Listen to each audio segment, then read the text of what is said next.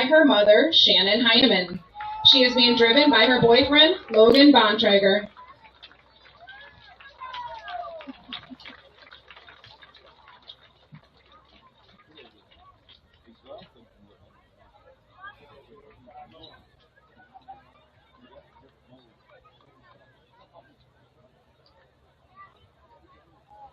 Senior attendant Bridget Whitaker is in a 2022 Chrysler Prowler that is owned by Terry Henricks Auto Group. She is being driven by her grandfather, Dean Whitaker.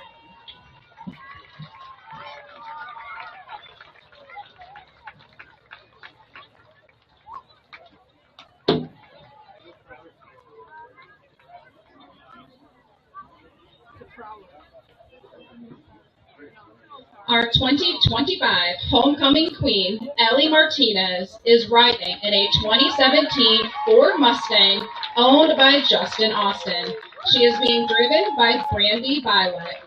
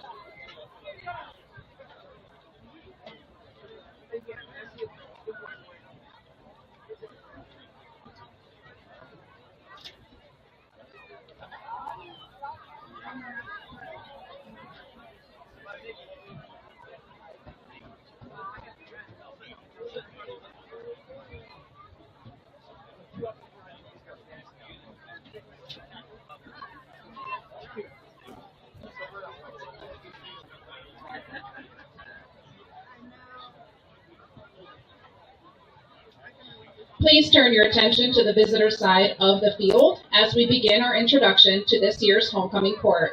Before we begin, we would like to take a moment to acknowledge the court's loved ones who are no longer with us. Please join us in this moment of silence.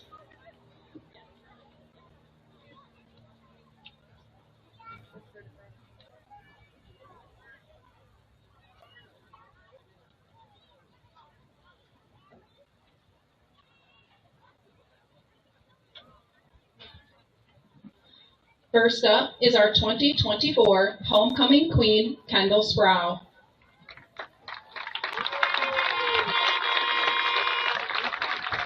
Kendall is the daughter of Tammy Sproul and Corey Sproul and is being escorted tonight by family friends Chris and Kara Chiesa. In high school, she participated in nearly every DHS club and played soccer and basketball. She currently attends The Ohio State University. Kendall is involved in SALT, intramural volleyball, and attends Capital Church. She enjoys watching movies with her roommates, working out, going to the lake, tailgating, and cheering on the Buckeyes. She plans to pursue an internship through the Fisher College of Business that will eventually lead to a career in business.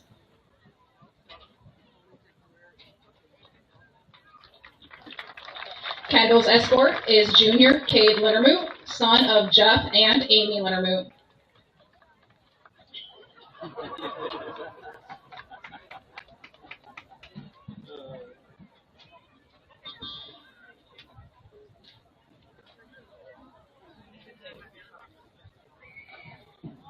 Introducing, for the first time ever, Delta's 2025 Homecoming Prince and Princess.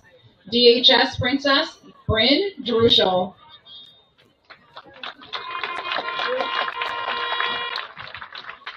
Bryn is the daughter of Dean and Maggie Druschel. Bryn is a third grader. She is also active in volleyball and cheerleading and enjoys arts and crafts, singing, and spending time with friends. Bryn is an animal lover. She has 2 dogs, 2 cats, and 2 fish.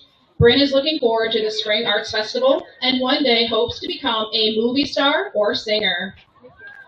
Bryn is escorted tonight by Prince Jackson Oates. Jackson is the son of Aaron and Andrea Oates. He is also a third grader who is active in travel soccer, football, wrestling, baseball, and 4-H. In his free time, he enjoys Ohio State football, riding his dirt bike, and going forward to a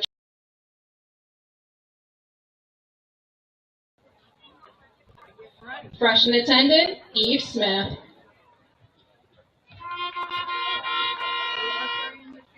Eve is the daughter of Carrie Smith and Jacob Perry.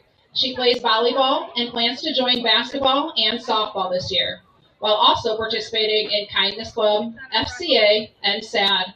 Eve is a class officer and student council representative. Outside school, she helps lead youth activities at Hope Church and volunteers with youth volleyball. Eve hopes to study animal science and becoming a food animal veterinarian. So far, her favorite high school memories include playing sports, making new friends, and preparing for dances.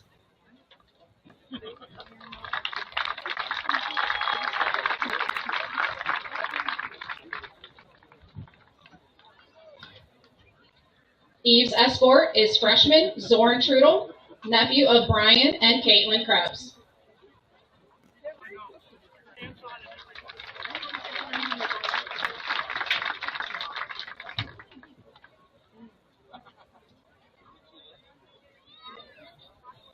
Sophomore attendant, Ada Alig.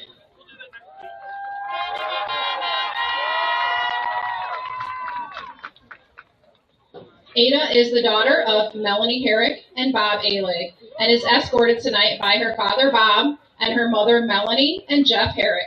She is a 2-year varsity cheerleader and member of SAD. Outside school, she is active in the Hope Church youth group. She enjoys time with friends and family and helping at her church. She plans to study early education and become a teacher. Some of her favorite memories are Friday night lights, school dances, and she is looking forward to this year's lock-in. Ada is thankful to her classmates for giving her this opportunity.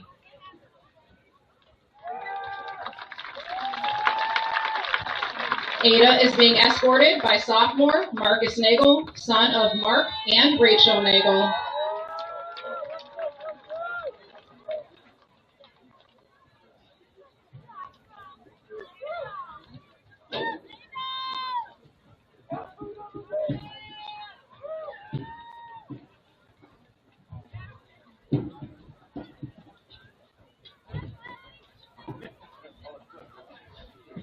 Junior attendant, Gigi Gibbons.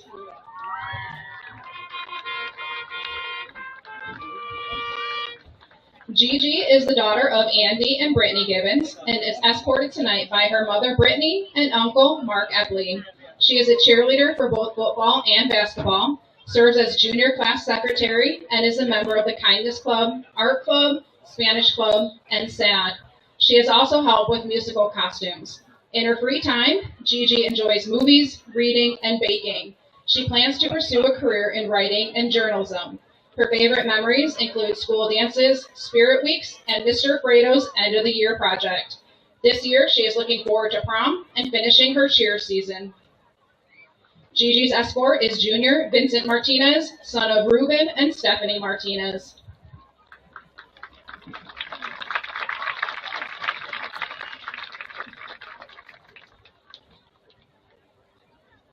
Junior attendant, Addison Weiss.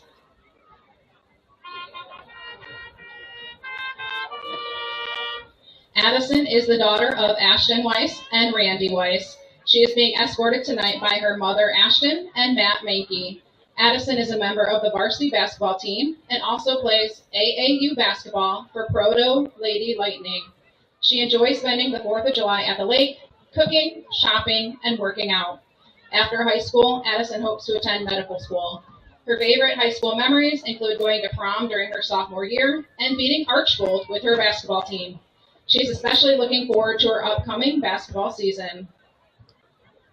Addison's escort tonight is her brother, sophomore Randy Weiss.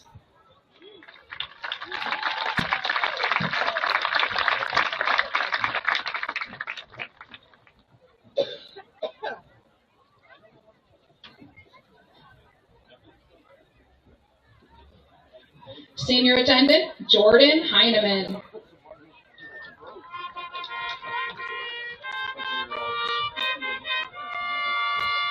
Jordan is the daughter of Josh and Shannon Heineman. She plays varsity soccer, wrestling, track, and cheer.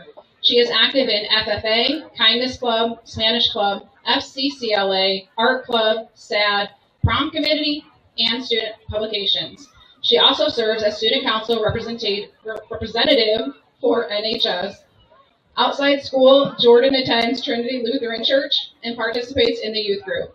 She enjoys reading, baking, hanging out with friends and family, and going on coffee runs with her little cousin, Amelia Kunar. Next year, she plans to attend BGSU to major in early childhood education with a minor in special education. Her favorite high school memories include FFA trips and dance festivities, and she thanks her family and peers for this opportunity. Jordan's escort tonight is her brother, Junior Hunter Heineman.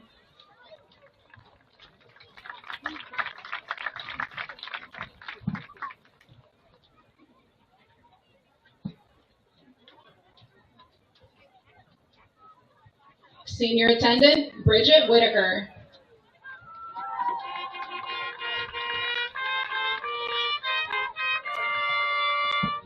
Bridget is the daughter of Sarah Witzler and Tori Whitaker. She is a member of the volleyball and softball teams, as well as a member of the color guard in the band, and participates in Student Council, SAD, and Kindness Club, where she serves as president.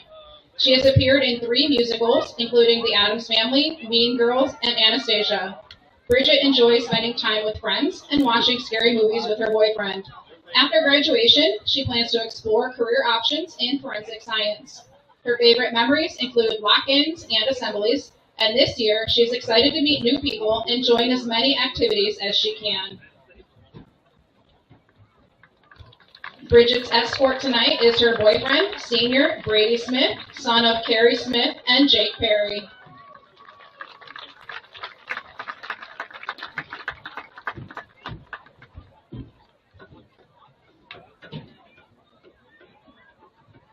Your 2025 Homecoming Queen, Ellie Martinez.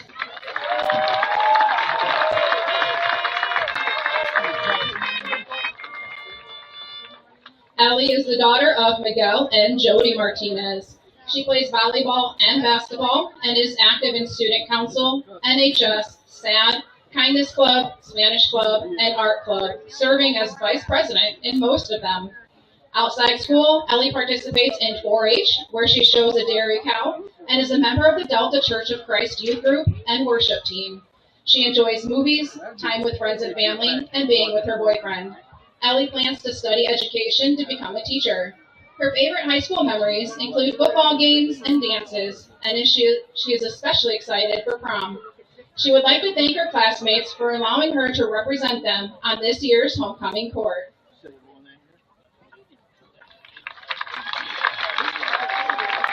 Ellie's escort tonight is her boyfriend, senior Peyton Bolton, son of Robert and Crystal Bolton.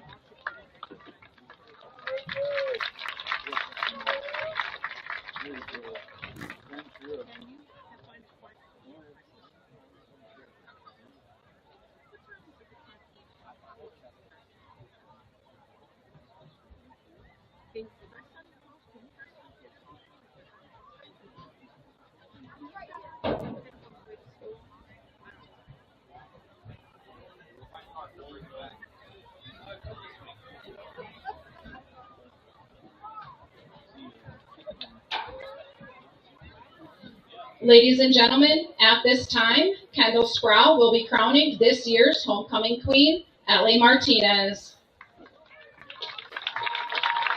Congratulations to Delta High School's 2025 homecoming court.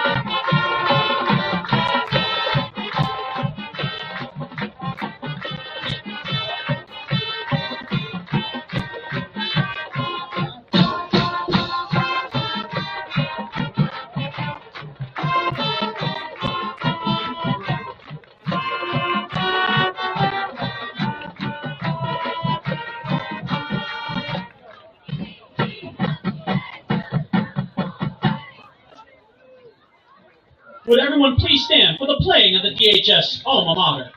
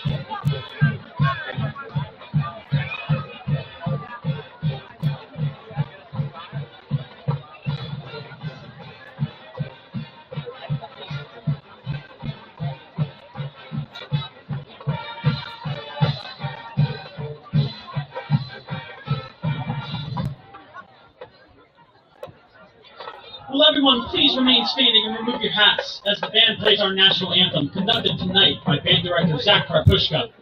Tonight, our flag detail and color guard come to us from the Polk County Legion Riders Post 373.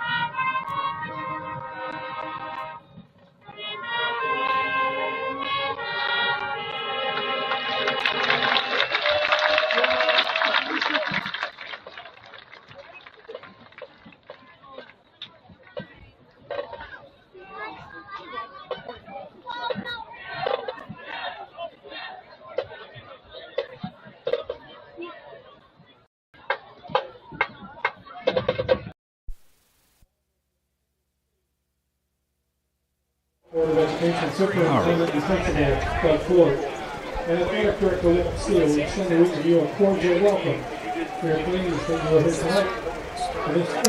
All right, welcome to Panther Stadium as we're here on our homecoming night hosting the Wauseon Indians. And we big shout out to Ellie Martinez and the Martinez family. If you've been in Delta longer than 5 minutes, you know at least one of those people or one of their relatives. But congratulations to her as she is the homecoming queen for the 2025 year for us. I think she won it just because her family voted for her. Yeah, I mean, that should be enough votes right then and there for her to be able to do that. So congratulations, Ellie. Yes, congratulations on that. Try to test our volume here just a little bit. Make some adjustments there. I think we should be good. Sorry if there's any inconveniences there. But yeah, we've got a great matchup here, playing against a team that hasn't got a win yet. You don't ever want to be that team, and you definitely don't want to be the team to give them the first mark in that win column. But don't overlook them. They may be 0-5, but they've played a really tough schedule. I heard this morning on WMTR that the teams that they've played are combined 21-3. So they played some really tough teams to start with. So they're not your typical 0-5 team, that's for sure. No, not at all. And they've got a lot of returning players. I remember Azirion Hicks playing before. And all these guys with those short numbers, these are all guys that have been playing for a while for this team. And so they've got some depth. Team size, just numbers of players, is down just a little bit. But we're going to set here to kick off in just a second. Wauseon kicks it down to the 10-yard line where Martinez brings it out. He'll get hit right at the 25-yard line. A little head-hunting job there. Went to make a cut and slid a little bit, so we laid himself out there. We finally have green grass after this weeks of rain. You could have, it was unbelievably different watching the soccer game this week over at our soccer field over behind the middle school. Everything was burnt out last week. This week it was light green. It wasn't fully green, but it was doing a lot better. And I know they've been watering this field and doing a great job on that. And they've had 3 soccer games on this field, and you wouldn't even notice. So hats off to the grounds crew for making this happen. So the Panthers will start at the 26-yard line. Emmerich Fries coming under center with Gunnar Taylor Nagel and Martinez in the backfield. Handoff goes to Nagel up the middle. Makes a little juke move and gets a gain of probably about 6 or 7 maybe. Yeah, and an opportunity to talk to Gunnar Taylor yesterday at the girls' soccer game over in Liberty Center. And I was just asking him, that the offense doesn't look different as in the play calling or what plays they're running or anything else like that, but they have been in the full house tee a lot more than a traditional wing tee this year. I asked him if there was any reason for that. He goes, no, it's been working, and so they want to keep doing it. At the 33-yard line. 2nd and 3 from the 33. Hand off to Taylor this time. Cuts to the left, runs over defender. Gets it out to about the 41-yard line. Nice pick up there. Another gain of 6 or 7. Yeah, and Gunnar, we were just talking about him, I correct me wrong, Andy, but I think that's a cut that he doesn't make in the beginning of the season, and a couple times he got some opportunities last year, and so to see him maturing, taking that cut, I think last year he would have just ran right into that guy, got the first down, but would have been shorter by 3 or 4 yards. We're going to have got a cramp, looks like, for Wauseon. Yep, little injury there, number 28, and that'll be JoJo Flowers, a 3-time letter winner, returning for his senior season here. They're definitely going to need him, and if he's cramping up already, that's not a good sign for Wauseon. I mean, it is unseasonably hot right now. The soccer practice was canceled. My son was really excited about that just because it was so hot out today. And it's, it's been hotter, but when you're not used to it, it's tough. So hopefully that's not an injury and that is a cramp. You never want to take an advantage, in a high school game because of an injury. But I don't think it's a cramp if they're bringing out the doc here.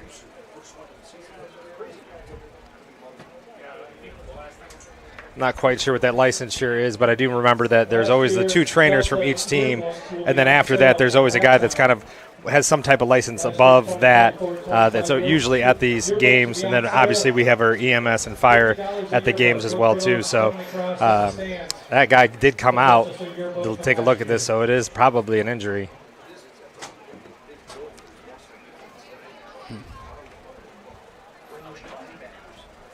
A reminder that Panther Stadium is a tobacco-free facility. Please refrain from using tobacco products on school grounds. And he's still down there. I mean, this is quite a lengthy injury here.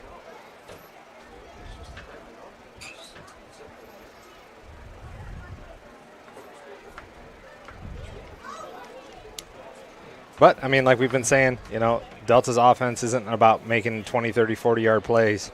It's about making 4, 5, 6-yard plays. And that's what we're seeing so far. JoJo Flowers is going to be able to come off on his own, which is a good sign. Definitely has a limp to him, though. Yeah, absolutely. And there's no player tent in high school football, so whatever they're doing over there, Wauseon's going to get a clear look at it. So we reset here. Panthers first and 10 from 41. Coming up in the full house, full tee.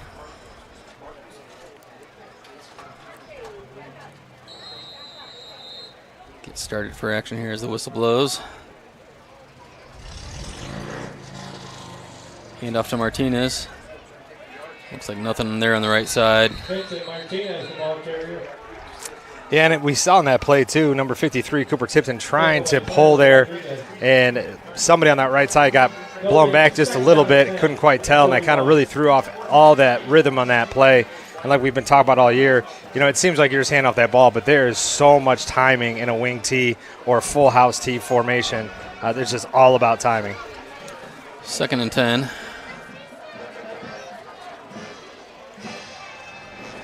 Wauseon setting up in a 4-4 defense. Nagel plunging ahead for a good 5 or 6 yards.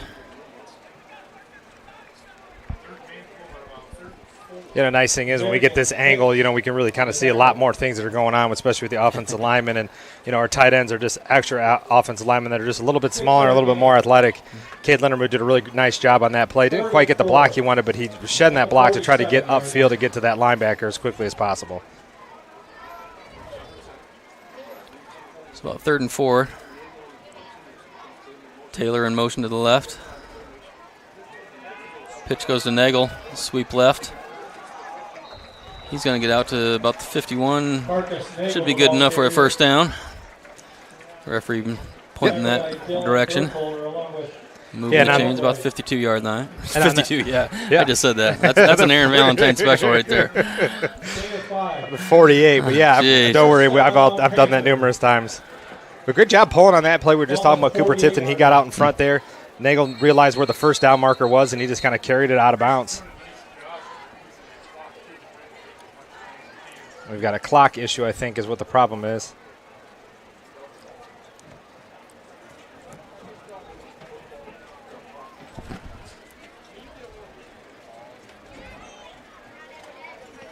Just as I mentioned, Aaron Valentine, there he is, coming up the stands. There he is.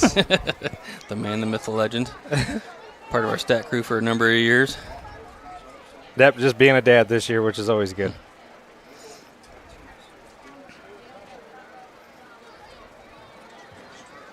Clock malfunction there, adding another 5 seconds onto the clock with 9:35 left in the first. So from the 48, 1st and 10, Panthers hand off to Martinez. Plunge ahead for about a 3-yard gain. Ball's going to get spotted at the 46. Yeah, I'm a big fan. It looks like, one of the things is a shout out to the Pack for helping out with these new uniforms. I'm a big fan of this black with the accents of the white and the green. It looks real sharp, especially with those green belts on these players. And I'll tell you, as a member of the stat crew, the white on the black is nice and easy to read when it gets dark later. Absolutely. It's nice to see the all-black Panthers going against the all-white Wauseon Indians here. True contrast. There's Nagel up the middle. Almost able to bust that one. Had Rodriguez wrapped around his ankles there. Yeah, and a nice little wrinkle there, just changing the formation, not changing the play call really too much. You bring in an Alex York, put him out on split, and then you're gonna have to account for it. You can match them up man to man just like they were, face guarding them and everything else, but you got to pull somebody else out there as they went to a more traditional wing tee in that last formation, bringing a split end out there instead of a tight end. So 1st and 10 from the 37. Alex York splits out left again. Bottom of your screen. Taylor in motion. Pitch to Nagel. Off the left. Gets a stiff arm, but nowhere to go there, and we got a flag on the play. Brought down by Brady McGuire. That was a great block by Vinny Martinez. I like that. I mean, he basically had two fullbacks out on that sweep play right there. Once he motioned over, he did a great job of just collapsing his guy into the pile. Blocking the outside didn't quite happen like they wanted to, but that was a great block by Vinny Martinez. And those three backs, they are just very, very selfless players. They're going to do everything they can for each other. So it is a holding call on the Panthers, backing them up 10. Ball gets spotted at the 47. That's 1st and 20. I always wish we could be able to hear at least, or do the basketball thing and signal the number or do something so we know who did what. First down, Delta.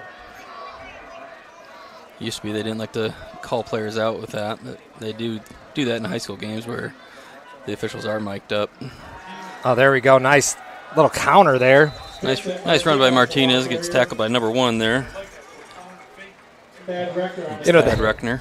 And that's the nice thing about that play. It runs like a reverse, but it stays inside your timing way better. And so you get the play act. I mean, it's almost like a play action there. Everything's flowing one way, and then you cut back the other. But you don't have to run the long play on that one. Yeah, but Vinny Martinez did a great job on that run, though. Brings up 2nd and, say, 14. Ball spotted close to the 40. Going to drop back to throw. He's wide open. Open is Gunnar Taylor, right about the 30. Keeping the legs churning. And get tackled by, I think, everyone on the Wauseon's defense at about the 28. That's a tribe of Indians. Tribe of Indians. That's what we're going to go with today. Yeah. I mean, it was 9 of those guys there. And once again, we just saw Gunnar. I think he could have maybe cut one direction and may have not engaged in that contact, but he just likes to hit. That's a 33. So 3rd and 1. It's a nice pass play by the Panthers. Good way to pick up a good chunk of yardage. Make this nice short one. Nagel up the middle. Takes it to about the 25-yard line. That'll be good enough for Panther first down. Great block there by Gary Valentine, really just pushing the rest of that pile, doing as much as he can to make sure that they got that. It's kind of like a tight end tush push there, as he was just kind of pushing the pile, getting involved as much as he could. They're going to actually spot the ball at the 26. That's a first down, Panthers. Still a first down, though.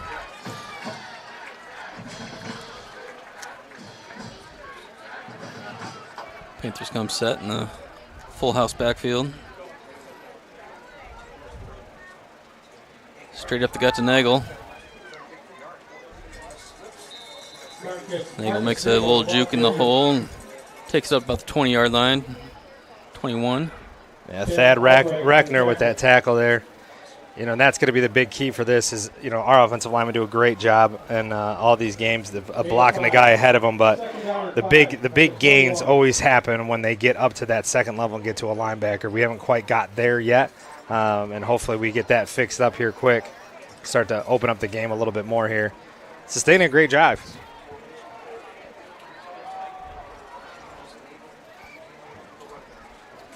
Second and 5.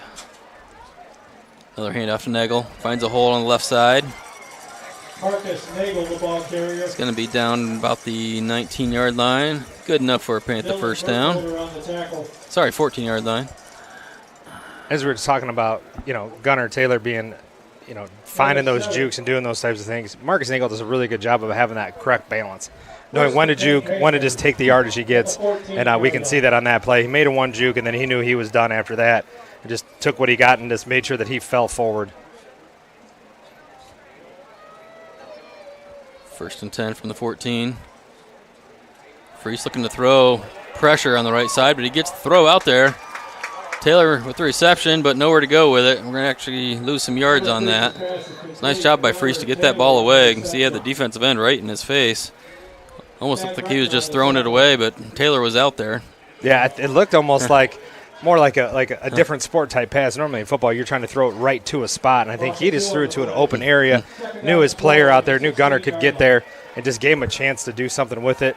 Ended up losing a couple yards, but it was a risk worth taking. Bring up second and 12. Alex York splitting out wide to the bottom of your screen. Backfield gets split out wide in the wing set. Taylor in motion. Gets the pitch. Nobody out there. Good block. Oh, he slips on the 10-yard line. Too much paint right there. Yeah. What a great play design. I mean, earlier in that drive, they ran numerous plays where they just kept throwing that sweep numerous times over. You know, whether it was Taylor or Nagel. But on that play, they still ran that little bit of a wrinkle to send Nagel up into the middle, and that really held some of those linebackers, like we were saying, you know, trying to get up to those linebackers, block them. But if you can get them to sustain just for a step or two, our running backs are good enough to beat them. Good pickup of 6 there, so 3rd and 6. Hand off to Nagel. Goes to the left side, looking for a push. Marcus Nagel, the ball carrier. Gets a little help from his guard, Cooper Tipton there. Gets it down to about the 6-yard line. Sean O'Connor. Tackles there by number 51. That'll be Sean O'Connor. And 55, Connor Sandbolt. Like I said, you're going to see a lot of these guys getting a lot of tackles up there in that linebacker position. As looked like Connor Sandbolt was one of the DN there, but you know, these guys are going to get a lot of work. That outside linebacker, Sean O'Connor, got in on that tackle as well, too. So 4th and 2. Panthers are lining up to go for it. Pitch goes to the left. Nagel has got an opening. And he gets that corner. Into the end zone. We got a couple of Indians down on the turf. Looks like they might have actually collided with each other. Didn't quite see it on the play, but they are up. Looks like everybody's all right. And it's nice having Carter Mitchell back as well, too. You know, he's been out for a couple games. And that, obviously, with that drive, I mean, you can't ask for a better beginning drive. I mean, you took 9 minutes off the clock. Right. You know, that's a huge drive. And that's why you can go for it 4th and 2 inside there. You know, even if you don't get that 4th and 2 in the 7, you're turning it over on the 7. But at the same time, too, that's a win. You ate a ton of that clock, and then you flipped the field completely. Great job by the Panthers. Freese with the hold. York with the kick. Up and through the uprights. 7-0, Panthers lead.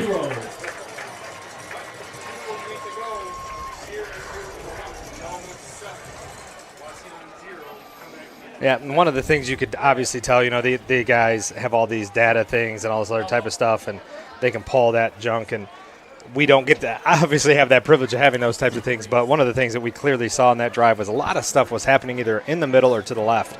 Not a lot ran to the right on that last drive. So they either must have seen something or they're trying to set up something later in the game. As you can tell with this offense, it's just to kind of lull you to sleep and then run the same play with just a little small wrinkle. And that takes it from being a 2 to 4 yard gain to being that 8 to 12 yard gain. And so we'll be looking for that later in this game as they ran a majority of those plays either up the middle or towards the left. Yeah. Going behind your left tackle, senior left tackle Brady Smith is always a good idea. Yeah, for sure. Absolutely. Yeah, you're not pushing him too much. He doesn't have to cut weight for the 275, but he does have to monitor it a little bit. He doesn't take 2 plates in our Wednesday night youth group. He just takes 1 in the wrestling season. So, but you can see down there, him and Coder, they wrestle each other all winter.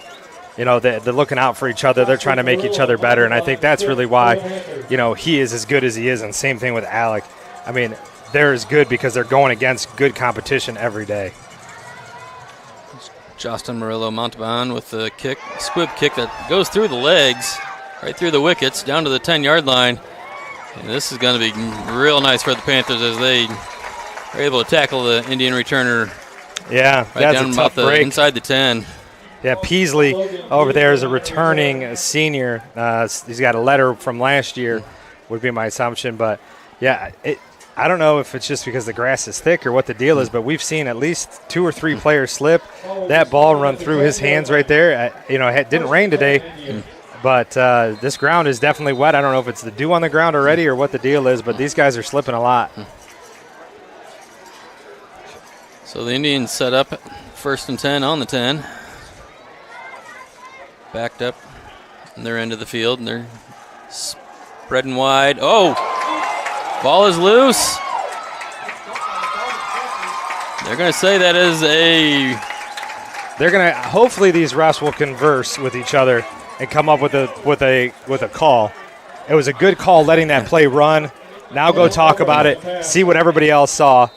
They're saying incomplete. Incomplete pass. Yeah, which is too bad for the Panthers, but I do believe it is the right call. Yeah, he didn't have that ball long enough. He got popped right as he caught it. And that's the thing, 2nd down and 10 at the 10-yard line. It's a very nice hit by Martinez. Yes, very nice hit. He did a great job, and the one thing is that has definitely been our Achilles heel for at least the last 2 years is how we handle that screen pass. We give up a lot on that. Jaden Lohman's playing off quite a bit. Yeah, he's maybe 10, 15 yards back from that slot receiver. But I agree with you, Andy. I don't think he caught that. He didn't make a football-like move or do anything else like that. So the Indians set up in a spread formation with 1 running back in the backfield. Albright, the quarterback.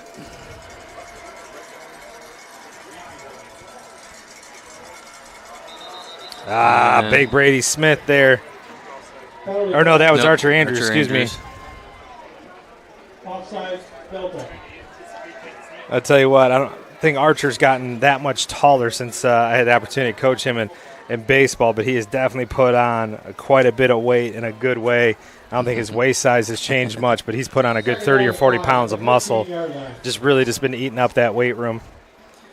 He'll take a seat here just for a play or two and give somebody else a chance. Yeah, Kansky went in for him.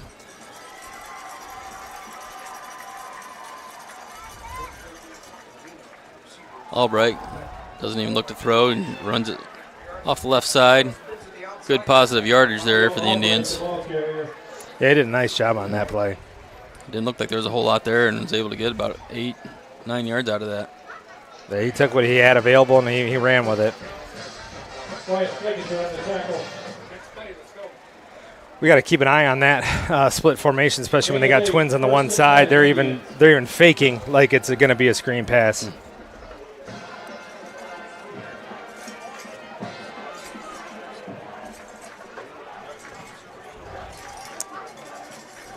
back in that same formation here.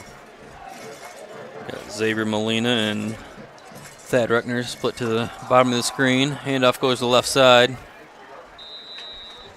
Azarian Hicks, the ball carrier. Azarian Hicks on the carry.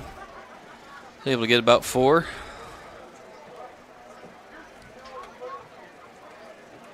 Shout out to Kevin Freeman on that. He's got a spotter, which we don't have, so we'll appreciate whoever's spotting for him today. Kevin always does a nice job with the PA with our basketball games and our football games. 2nd and 7 from the 26.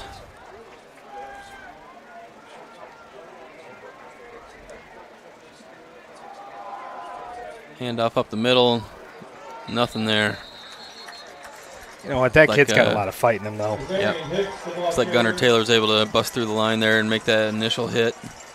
Yeah, as a 5'11", 170-pound kid, I mean, he's very shifty.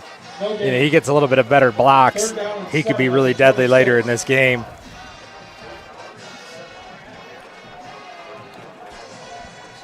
Bring up 3rd and 6. Yeah. Minute 14 left to play in this first quarter. 7-0 Panthers. Trips to the bottom of the screen. Flickinger jumping off sides. Oh, my goodness. You know, that's something we have not been doing. You know, and I think that might be the total number that we've seen at home games in just this first drive. I mean, we have not been called off sides or jumped off sides or done anything like that all year. And Vickers is not happy with these mental mistakes. Each player that's jumped has gotten yanked right there, and he was giving him an earful as he came off the field. Jensen Gillen goes into the game for him. I'm sure that's something they talked about during practice this week. You know, their quarterback is back there clapping his hands, trying to draw us off sides. So they had to been working on that this week. Hand off to the right side here. It's going to be a first down for the Indians. It's like Kansky and Jensen Gillen making the tackle. Cade Lindermuth on that play did a really nice job of just standing up his player, forcing that to come back inside. If that would have bounced outside, that could have been another 15, 20, even maybe even a touchdown. Yeah, I know that he doesn't get that tackle there, but at the same time, too, he's standing up his guy, forcing him to go back inside. Did a really nice job on that last play. First and 10 Indians at the 39-yard line. So the ball gets spotted at the 39.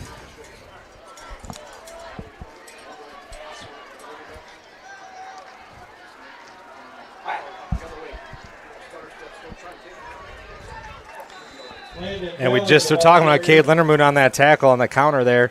As they fake one way and then go back the other. Run there by number 12, Landon Balliard, senior. And that'll be the end of the first quarter, and that's why that first drive was so important. We could shorten down drives and do those types of things. And a team that wants to have somewhat of a little bit more of a balanced offense compared to us, it's going to be really difficult to be able to stay in that game because they can pop that big one. Our offense just isn't made for doing those types of things. We can, but that's just because everybody blocked perfectly the whole time, and so we're just not known for those big plays. But Wauseon definitely has that capability with their style of offense to just pop one of those big ones, throw in one of those wrinkles, and catch a safety sleeping or an outside linebacker not where he's supposed to be. So keeping the ball out of the hands is going to be huge for us throughout this game. Noticed as soon as the quarter was over that both Archer Andrews and Wyatt Flickinger were jumping up to get back on the field, get back in the second quarter. Yeah, and this should be a good test for a kid like Wyatt Flickinger. You know, he's very much a traditional, like a pro-style DN. I mean, he really is great on the pass defense. Not that he's saying that he's not great at run, but he's definitely blitzing the quarterback, doing a great job of getting sacks and doing those types of things. So, you know, that's something you have to be holding him accountable for as a coach, and so that's a wrinkle that Wauseon's going to have to deal with the rest of the game. Second down and 6 at the 43. So 2nd and 6 to start the second quarter. Ball on the 43-yard line. Handoff goes to Azarian Hicks. That's a great job by Gunnar Taylor. Stops him. Stands him up, drives him back. Wyatt was on some type of a stunt there, just slid right underneath the shoulder pads of the guy in front of him, got into the backfield, forced him to do another step that he didn't want to do. I think that really freed up Gunnar Taylor to make that tackle from the outside linebacker position. 3rd down and 6 at the 43. So 3rd and 6. This will be a crucial stop here for the Panthers.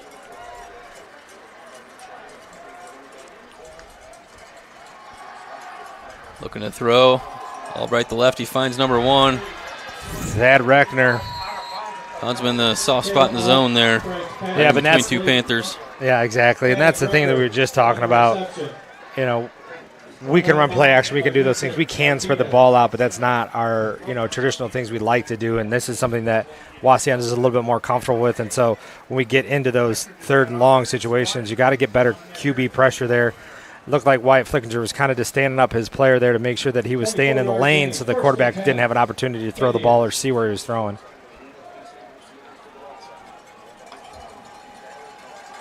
There's that screen pass. He's going to cut it into the inside. Alex York's going to have to come in to make that fill there, but that's going to be another 9-yard gain. Like we said, it's just our Achilles heel. Have not figured out a way to stop that yet. As you mentioned on that last play with Flickinger just kind of standing his man up and trying to jump up in the lane. You're doing that against a 6'4" quarterback. We're not used to seeing that in high school. No, not at all. Not at all. Yeah, and we don't have a lot of 6'4" guys on our team. Yeah. 2nd down and 2 at the 25-yard line. I would believe that Brady would be our tallest guy, and he's at 6'3".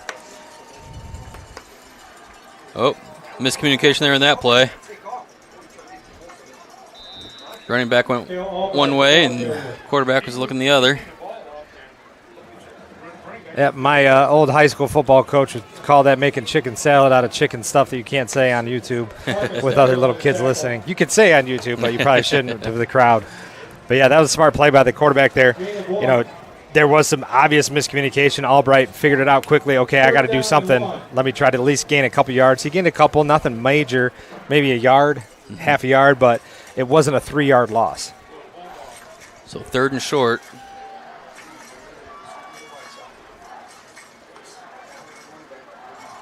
Albright will take it straight up the middle. He's going to get tackled there by Lindermoot coming in off the outside. Lindermoot on the tackle. Pretty big pickup there for Albright. Yeah, absolutely. Taking it down to the 14-yard line. 1st and 10, Indians. Yeah, these are 2 clean drives back-to-back on each other. On that last play as well, too, trying to catch the number there. Number 62, the right guard, did a heck of a job with Brady Miller, did a heck of a job chop blocking Archer Andrews. Albright tries to find a hole on the right side. Tries to hurdle a couple guys, but doesn't quite make it. Going to pick up maybe about 3. Yeah, and Albright probably thought the hole was there, but the hole was there because of that chop block, and there was just a little bit of a pile. So the people that were standing, there was room, but there was a guy on the ground. I don't think he quite saw him, and he had to jump over him. Gain of 2. 2nd and 8 at the 12.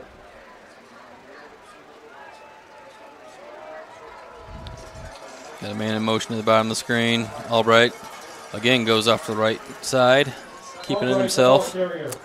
Yeah, and something to watch, too, that for you guys who are watching at home, when you see a split end play out as far as Wauseon had on that last play. Both of them were. Yeah, I mean, he was almost on the sideline when we were on the right hash.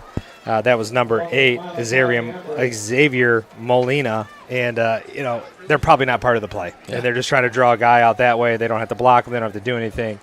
Because as that play happens, it's a 40-yard pass just to throw it straight over to him. Yeah. That's before the ball even goes forward. 3rd down and 3 at the 8-yard line.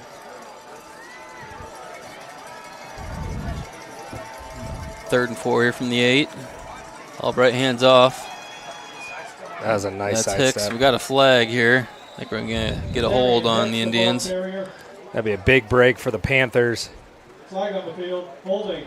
Wauseon. Jensen Gillen getting a chance to come into the game. He'll bring out Wyatt Flickinger. And Grant Kansky, he'll come in for his buddy Brady Smith. Give Brady a little bit of a juice box where he has to go back in there, get him an orange slice. Give his mom a chance to yell at him. Yell to him, excuse me. That couldn't possibly happen. No. Carrie just hopes every time one of these players play, whether it's her daughter or her son, she just hopes everybody has a good time. At the 18-yard line. So we got spread formation, 3 to the top, 2 to the bottom. And we got movement there. Everybody move but the center. Oh, my goodness. Penalty on the field. So the Indians are now going in the wrong direction. Illegal motion. Wrong direction for them, right direction for us.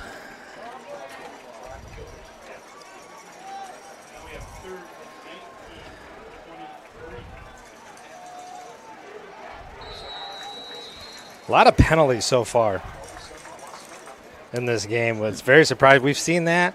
We've seen it be one-sided. We're jumping in offsides a lot as well, too.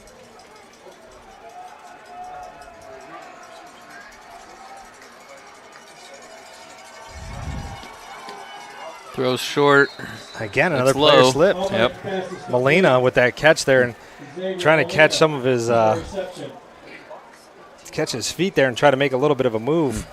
His feet just kind of came out from underneath him, and that's the tough thing about high school football.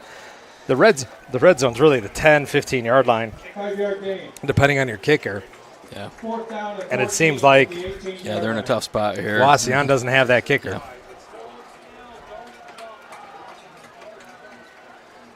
Ball's on the 18-yard line, 4th and 14.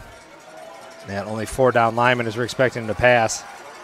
Looking to the right, moving, finds a man, makes the grab, but he's right about at the stick, so a short pickup. Yeah, it looks like number 7 with the catch there. So it'll be a Alan turnover Bach. turnover on downs. Yeah, and that was a tough thing for Albright there. You know, the smart play. I mean, truly a smart play. Mm-hmm. You know, had his eyes downfield the entire time. Looked like he wanted to run, but he knew the situation. You know, and I've been around a lot of youth for a lot of times and a lot of years, and these kids they're not outside playing video. They're not outside playing as much as they used to. When they're inside playing video games, they're not playing sports games. You know, it doesn't matter what the sport is. Players' sport IQ is definitely down. That was a high IQ play by Albright, giving his players a chance. So Panthers will start on the 14-yard line, 1st and 10. 7:32 left to play in the second quarter. Up 7-0 over the Wauseon Indians. Handoff up the middle. Nagel's going to take the ball in for a short gain. Looks like it's just 1 or 2. Man, Cooper Tipton had his player about 4 or 5 yards down the line or down the field on that block. Did a really great job of getting up to that second level and really taking care of business. Tyler Rodriguez on the tackle. You know, the other thing is, too, is, you know, like we're talking about this offense, you know, it's 4 to 6 yards is what you're looking for. You know, these running backs have to be patient, too. You know, they have to try to just stick with the game plan, do these types of things. The big play will come.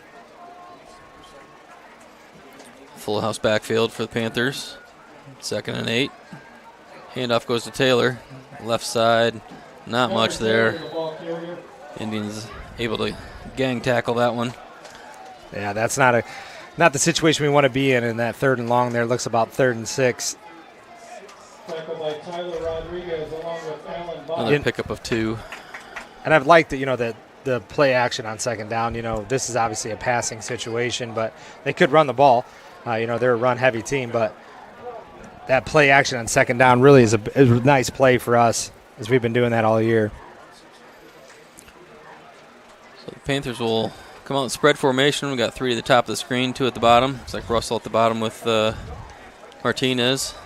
And we got a timeout here from Wauseon Indians. Probably not used to seeing Delta set up in a spread formation. First time out of the half. That was a timing route as well, too. I don't know. Might actually be a good thing because they had that covered here on the left side and down at the bottom of the screen. That's where we were looking. Yeah, it looked like he was trying to throw that out there. Was that to Cade Lindermoot? Can't remember what the number was, but it was either that or Jacob Russell over here on the side. Was it Russell on the side? Yeah. That's a crisp timing route. I mean, there's a lot that goes into that. I mean, you have to make sure that you get the right route, you cut the route the way you're supposed to, and do the things that you need to do. But just a tough break there for the Panthers. I don't know if he was going to come back to that ball, but he definitely gave up as soon as he heard that whistle, and Emmerich threw that ball.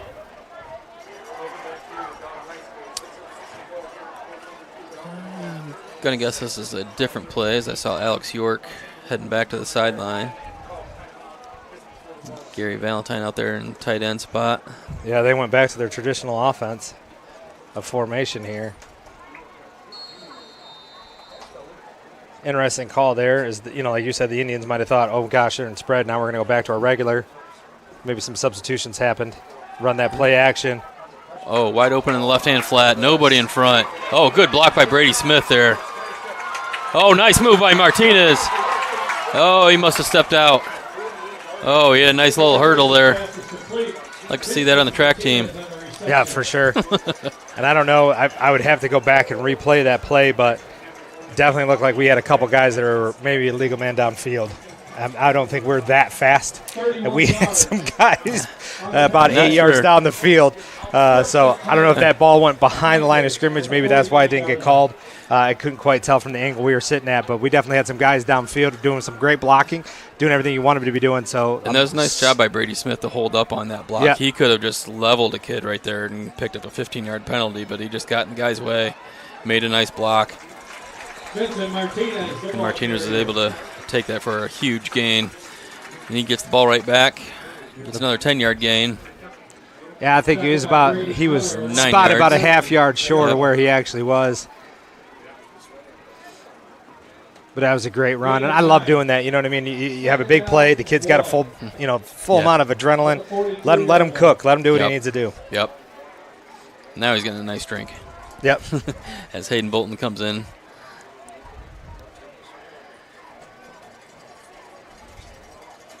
Handoff goes to Taylor, left side. Gets a nice stiff arm there. It's run out of bounds right around the 30-yard line. Big pickup. The kid, he didn't drive him anywhere, but he got on that guy just enough to give our running back some time to get around that corner, and that's exactly what you need to do. Sometimes the block isn't a 2 to 3 second block. Sometimes it's just a split second just to be able to get the guy off of his feet. Great job by Carter Mitchell. Full house backfield.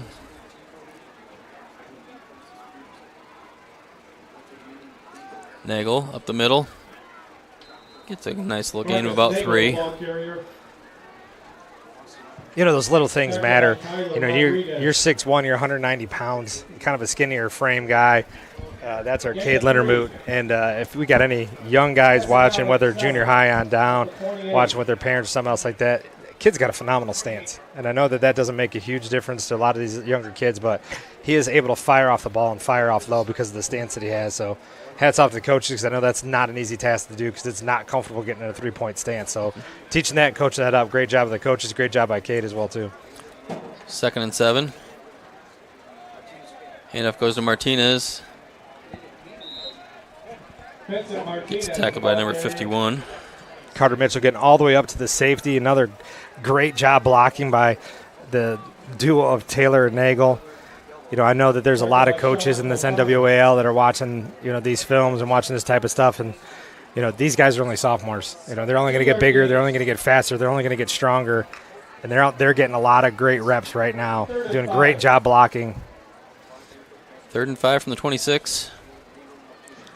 Taylor in motion. Yeah. Fumbled the snap there. Do have a penalty on the play. We got encroachment here. Offsides on the defense. Yeah, there was some kind of timing issue there. And I think maybe Emilio kind of maybe got bumped into, and that maybe threw off everything on that last play. That should be that's first down. Be enough for a first down or real close. Yeah, they're giving it to him. Penalty results in the first down, Panthers. Ball at the 21-yard line. On the 21, 1st and 10. 3:40 left to play in the second quarter. Panthers up 7-0. Looking to add another one on the scoreboard here. Handoff goes up in the middle to Nagel. Marcus Nagel, the ball carrier. The thing is with Marcus Nagel, for him to get to 0 to full speed, it's about a step and a half. You know, and that's the big thing. That's the thing that matters with this type of offense. You know, Marcus Nagel's not going to be beating everybody in a 40-yard dash that's on this field, but he's going to beat you in a 5 to 10-yard dash for sure. And he's got that top-end speed, and he gets to it now. Gave number 51, Sean O'Connor, a ride there. So he jumped right on his back. Martinez in motion. Pitch goes to Nagel. A couple blocks there out on the sweep to the right. Inside the 10-yard line. Be good enough for the first down. Bring up 1st and goal. Yeah, and I think he gains an extra 2 yards on that play. You know, he gets that top-end speed. He cuts it up. He's still on the top of speed, and then he starts to, you know, shift that gear and gear it down just a little bit, letting those blocks settle, and that's going to settle it for that 1st and 9 here. 2:38 left in the half. Been what, 3 possessions? Yeah, this is the 3rd possession of the game here. My goodness.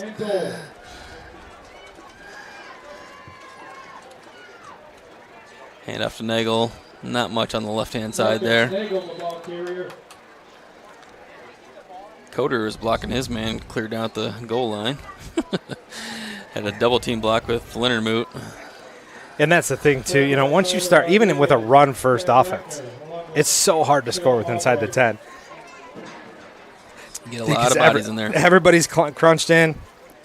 You're not going to be throwing a deep pass. Even bringing in an Alex York, you're only going to be throwing a 50-50 ball is the biggest play you're going to try into the corner. And a traditional wing tee here with a split end. I love it. Taylor in motion. Hand off to Nagel. And the Indians are on top of that one. Had a great job of filling that play there. Looks like number 3 there on the tackle. The quarterback, Albright, coming in. And, I mean, he came in like a rocket from the back of the field there. Read that play like a book and did a great job. 3rd and goal at the 7. Putting the Panthers in a bad spot here. 3rd and long from the 7. Yep, 3rd and goal. Minute 15 left to play.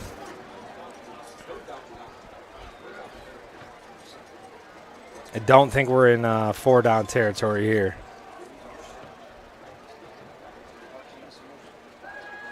Looking to throw. Nobody open. Oh, no. There's a big mistake. Oh. Oh, he said he was out of bounds or he hit the ground. He used the ground to catch that ball.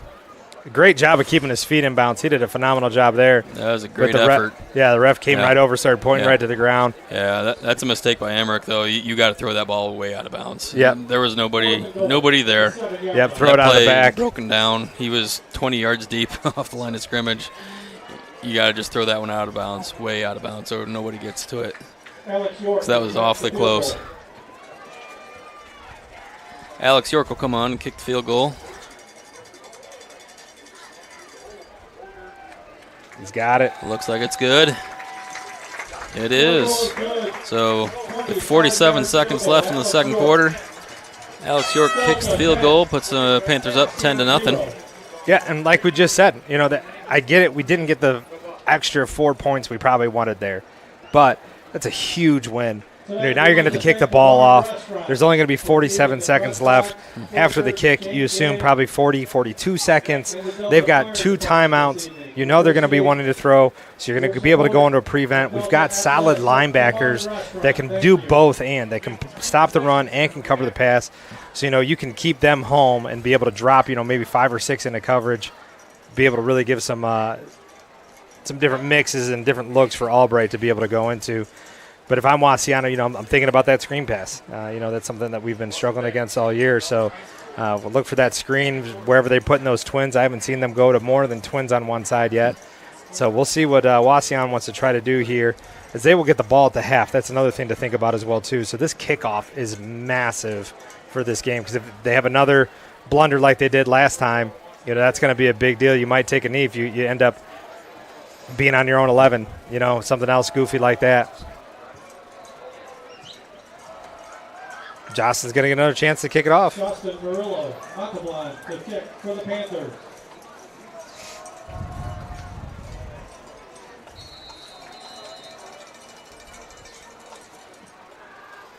Squibs this one. Gets fielded right about the 18-yard line. And number 2. Oh, nice job by Vinny Martinez. That's a great play by Vincent Martinez. Yeah. Pickup of only 3 on the kick return. Yeah, that could have been way more dangerous. You got a guy coming in that fast, coming in from the far right, and he's cutting hard to the middle. You know that they have either a middle return or a return to the right. They're trying to guess and set up their blocks that way. So they're going to bring out a couple of the bigger guys. Only go with the 4 front here. And a very lean 4 front as well. Yeah, they got Gransky over there at that D tackle position and Malachi Ambrose.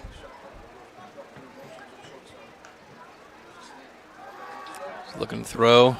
Nothing open, so he's going to take off. He'll pick up about 7. It's run out of bounds. Taylor gets to him. So they've gone from about the 15 where that ball was kicked. So they've gained about 13 yards in 12 seconds or 7 seconds. So you're going to have to try to stop Albright from running, maybe run a QB spy, drop everybody else back.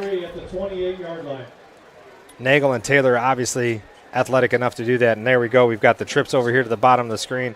Look for a screen pass over there to that side as we're playing in our prevent. Looks that way. Finds the man. Oh, leads him just a little too much. Man, he was open. Xavier Molina, he's going to think about that one when he goes to sleep tonight for sure. Yeah. He was in that same spot in that zone where the Wauseon connected earlier in their first drive. 3rd down and 3. He was just sitting there in the zone, and I think Albright wanted to lead him a little bit. Gary Valentine's going to get a break. Jensen Gillen's going to come in, try to get a little bit better pressure on Albright here. 29 seconds left in the half. 3rd down, you need 2 stops. 2 incompletions, a sack, something. Albright looking to run it right up the gut. Just Great get that first call. down. Get the first down. Clock stops, move the chains, and they'll probably even call the timeout. Connor Taylor on the tackle. That's a smart play by Wauseon. Just get the first down. Yep. Let's worry about everything else after that. But they did a great job. We need to get the first down. We're sitting in a prevent, basically taunting you to take that, which is not bad. I'm a big fan of that play call. Big fan of calling that prevent as well too. We haven't seen Albright's arm yet, really. He's thrown a couple passes, but he hasn't thrown anything deep. Hasn't thrown anything really long to the sidelines yet. So, they haven't really tested him that way yet. He's an agile runner. He's a top end player. The good news is he is a senior, so we will not have to deal with that next year. Looking at their roster, their next quarterback is either a sophomore or a freshman, so none in the junior class. But Isaac Heller is a 6'1". 1st and 10 Indians at the 37-yard line. Their other quarterback, Braden Simon's only 5'10", so maybe one of those 2 hits a growth spurt. Albright's going to scramble again. No. He's going to slide down. That's going to keep the clock running. Albright, the ball carrier, slides down to 39, maybe 40-yard line. They will take their last timeout. Yeah, with 11 seconds left. Timeout. Yeah. Being a smart play. Timeout of the half. You guys got to get out of there. The big thing with that play is it's a smart play you slide. That's a hard end to teach. It's really difficult to – you see it in pro all the time. You see that college running back style quarterback, and then they do those types of things, and then they don't learn to slide. That's a high-end play. So it's just really difficult for a player to know when to do that, when not to do that. He's an 18-year-old kid, probably 17, 18 years old. He's trying to do the best that he can, but what he needs to do in that play is just throw the ball away, try to throw it out of bounds, try to do the best that he can.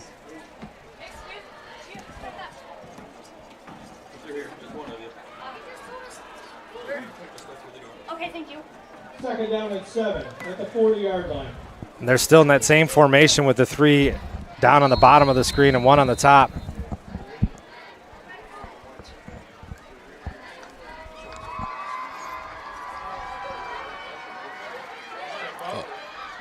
Finally got some pressure on him. Albright's pass is incomplete. Yeah, their left tackle, number 78, Braden Burkholder, 2-year letter winner, 6'3", 340 pounds. That's why Wyatt Flickinger isn't getting in where he normally gets in. His dad was a high jumper at Delta. Burkholder was? Yep. Okay. Because you're younger than me. Yeah, he's a big kid. He's not built like his dad, that's for sure. No, 6'3", 340, definitely corn-fed kid out of Wauseon. Wyatt tries to just be faster and get around him with his shoulder. Albright's pass is incomplete. And that'll be the half. Great half for the Panthers. You know, it's hard to even count it as possession. You know, really, Right.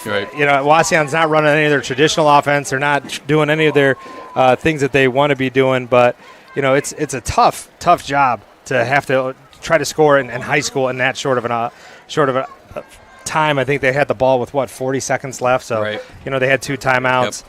Quick stats for you guys before we go to the half. Delta with 25 rushes for 98 yards. Wauseon only has 59 yards rushing, with only that 1 true possession. And then Wauseon, neither one of the teams really did a whole lot with throwing the ball either. There's no turnovers.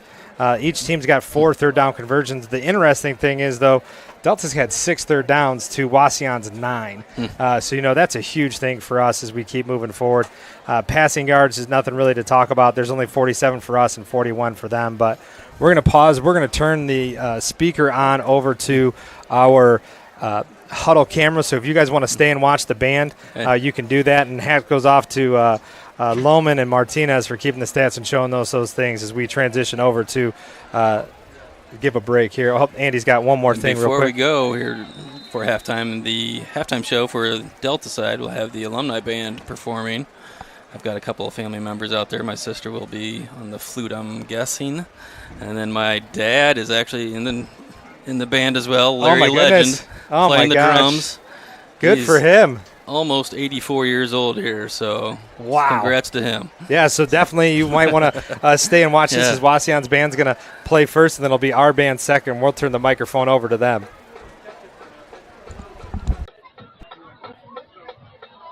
The Wauseon High School Indians Marching Band pays tribute to some of the greatest one-hit wonders in music history.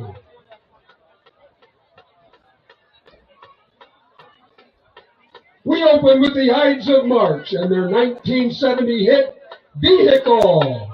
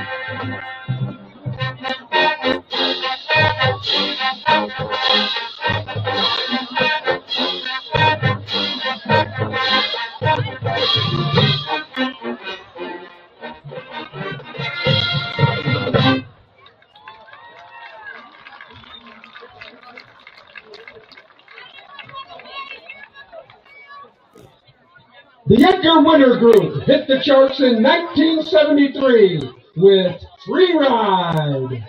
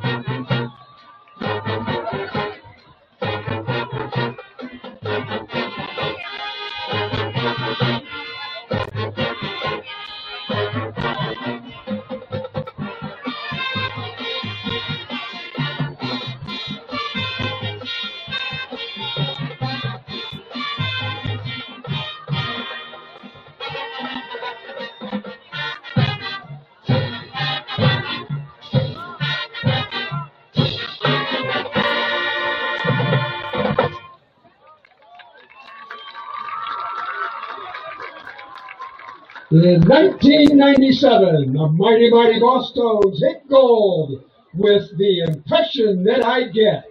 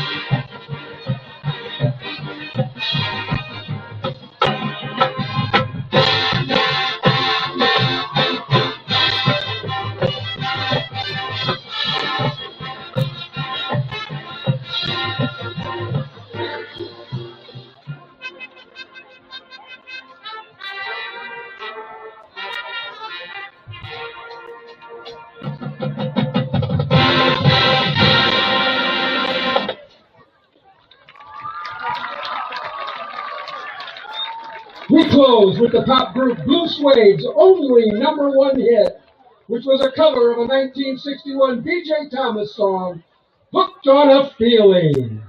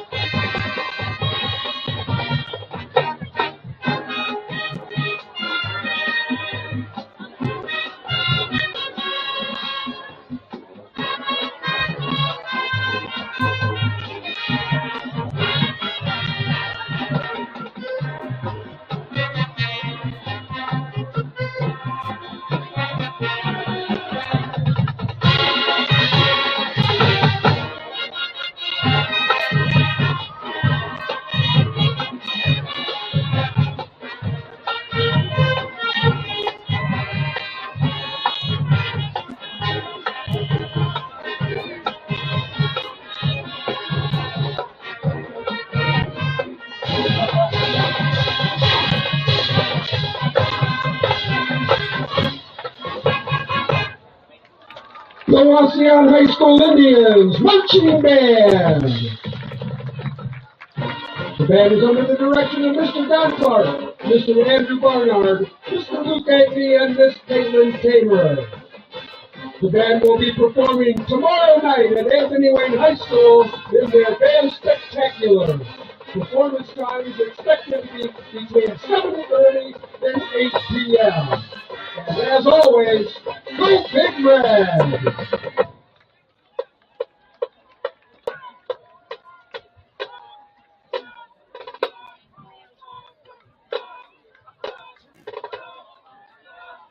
Last call for 50-50 raffle tickets are being sold till the end of halftime at the south end of the stadium.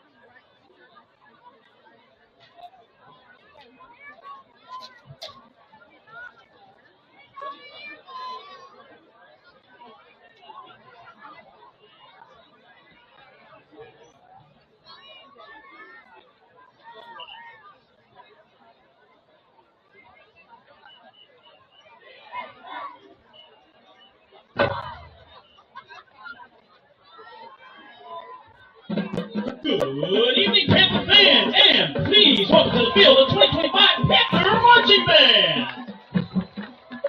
Tonight we have a special treat as we welcome our distinguished alumni and our 8th grade band members to join us for one amazing band spectacular. Spanning the classes of 2030 all the way back to 1961, we have our 110 past, present, and future Marching Panthers. We start our show tonight with a high-flying band favorite. Featured in the 1986 film Top Gun, here is Danger Zone.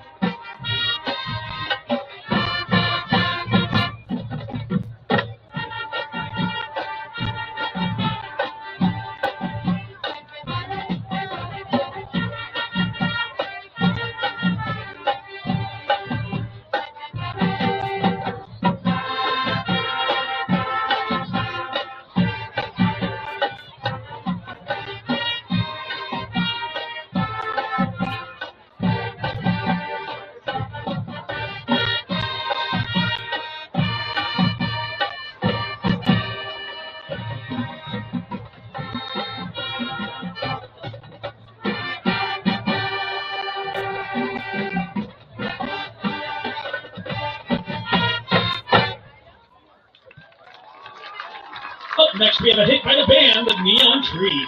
Inspired by the 1960s pop music, this song reminds us that no matter how hard we try to keep to ourselves, we have to remember that everybody talks.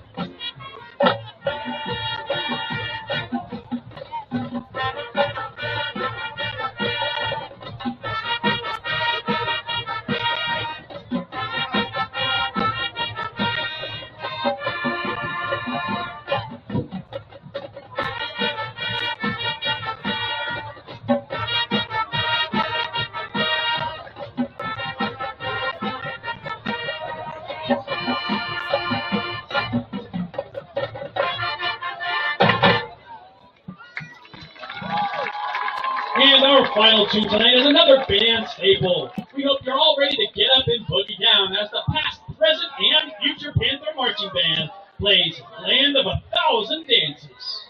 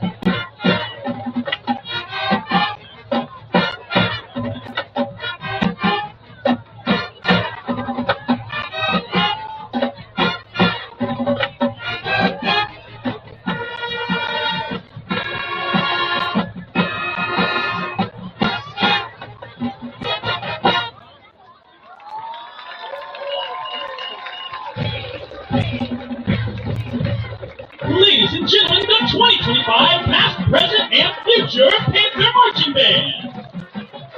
And hope you come check us out every Friday night supporting our school and hear some more music. The band is under the direction of band director Zach Krapushka, assistant director Gaylor Schultz, color guard advisor Sarah Witzler, and color guard choreographer Kate Byrne. Thank you, everyone, and go Panthers!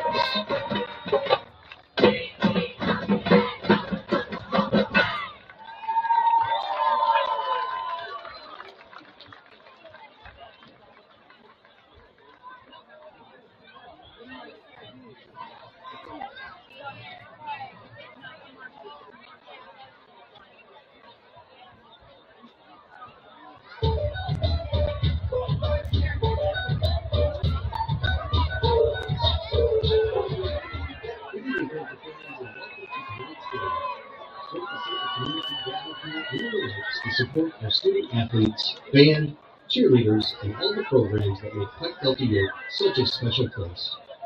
We'd like to take a moment to remind everyone that this November, our district will have a 1.25% earned income tax levy on the ballot. This levy is designed to maintain district operations and will replace our current 1% traditional income tax. What does that mean? It means the levy applies only to earned wages. It does not tax retirement income, Social Security, or pensions. This is and will be the only additional local revenue to maintain our district operations. We will continue sharing factual information about the levy, and we encourage you to stay informed. Thank you for your continued support of our students and our schools. And now, let's get ready for some Panther football.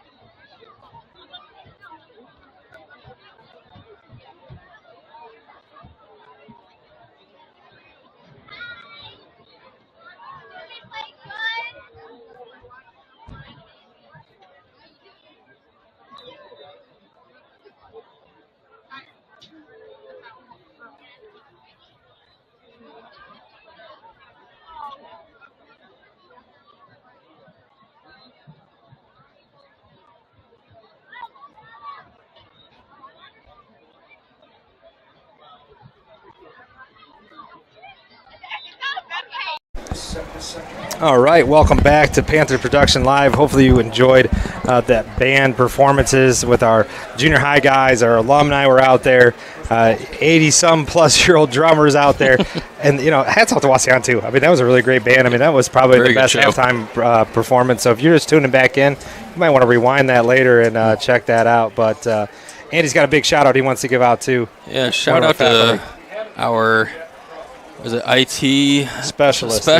That's his title. 2025 graduate Connor Hawkins competed in the Garmin Marathon in Toledo last Sunday and ended up winning the thing. So that's just a phenomenal job for former Delta cross country kid winning a marathon in his first ever attempt at a marathon. Oh, really? I didn't know that. First one. He never ran a marathon before. Never ran one, and he qualifies for the Boston Marathon now. So. Does he really? Yep. Good for him. So, I didn't know all that stuff. Yeah, just fantastic. Wow, what a opportunity. Yep. Yeah, he's been running all summer long, keeping in shape, training for a marathon. So yeah, you know, that's him. I've seen those guys do that. I mean, that's an intense thing. Yep. So the thing with that is, I mean, you have to do the intervals, and from what I understand is when you're doing a marathon training, the one thing about it is you never run an actual marathon beforehand. Yeah. That's the big thing with it, which is funny because, you know, like the kids that are running, you know, the three miles from cross country, you know, once or twice during the week, they're running 4 or 5, if not 6, you know, just to stay in shape and stay in top end shape. So hats off to him. He did something crazy this summer where every hour he was running 4 miles for 12 hours straight. That's 50 miles, and he completed it. Wow. It's just absolutely insane. Wow. That's you know, at that point you got to start wondering, you know, can he bike and swim and get one of those, you know, Ironman triathlons? Yep. I mean, those things are, those are top end athletics right there. You know, everybody can ride a bike, everybody can swim, everybody can run, but when you're running the equivalent of 3 different marathons, I mean, the equivalent of a bike marathon compared to a regular running one, and you got to swim, and usually, you know, they're not putting them in pools. You know, they're putting them out there in the middle of the ocean and lakes, other stuff like that. You know, there's currents. You might get the current on the way out, but you got to come swim back in through it after that. So that's just tough. But hats off to Connor for that. We've got Alex York out there, but it looks like Jostyn's still going to be kicking for the Panthers. But big things for the Panthers was they just dominated time of possession. That was the big thing. They were just huge on that, forcing Wauseon to 9 different third down opportunities. They had 2 or 3 of them in that last, I don't know if you want to call it a drive or not, but in that last possession. But Wauseon only really had 1 true possession, and they got the ball back with 40 seconds left in the second quarter. I don't think I've ever seen a game with 4 possessions and a half. Yeah, I mean, yeah. That's crazy. Yeah, and the last possession wasn't even completed, right. It's 40 seconds. Yep. So, number 2, tackled again by Martinez. That looks like a replay of the last kickoff, only a little bit further up the field. Yogi Berra would have said that in deja vu all over again. That's for right. sure. Gets tackled about the 27-yard line, 28 maybe. And that is Peasley, I believe. Yeah, it was Logan Peasley again. Yep. And that's the thing, too, with that squib kick is they can make it a little bit more directional, and they can really pick on who they want the ball to go to. They must have seen something on film. They want to give Peasley a chance compared to the other guys in that backfield. All right, 1st and 10 for the Wauseon Indians. Man in motion, we got a little pop pass there. Turns it upfield. I'll get a good gain of, looks like 7. Yeah, Molina did a nice job on that one. Ends up running into Marcus Nagel, but he did a great job finding that hole. That's the hard thing about one of those type of plays. You're looking out of your peripheral vision to find the hole compared to a regular run play where your eyes are downfield and the hole is in front of you. Actually a gain of 8. Brings up 2nd and 2. Wauseon in the shotgun. Albright throws out to his right. Goes right into a Panther defender out there on the corner. I think that's Loman. That's Hayden Bolton out there. Was it Hayden Bolton? Yep. Okay. You can tell by his walk, but you coach a kid enough, you figure those things out. But, right. the nice thing about I saw an 8. Yeah, no, you're not wrong. The thing what happened there is it was actually a really good block out there by Wauseon, number 2, Logan Peasley. But the problem was that the catch ran into the block. Right. If he would have cut that in instead of cut that out, he could have broke that one. Right. That's going to go for no yardage. Yep, 3rd and 2. Albright hands off here. Pushing the pile here. That's going to be a 1st down for Wauseon. Yeah, and big old Burkholder over there just pushing everybody forward. A little bit of pushing and shoving after the play there. Gary Valentine not happy about it. Yeah, he is pushing there with Tyler Rodriguez, a junior with 2 letters already. Must have got a lot of play time as a freshman. He's an athlete, that's for sure. At the 41-yard line. 1st and 10 from the 41. Indians split it out wide, both sides. Got a draw play here. Oh, fumble. Big fumble. Fumble.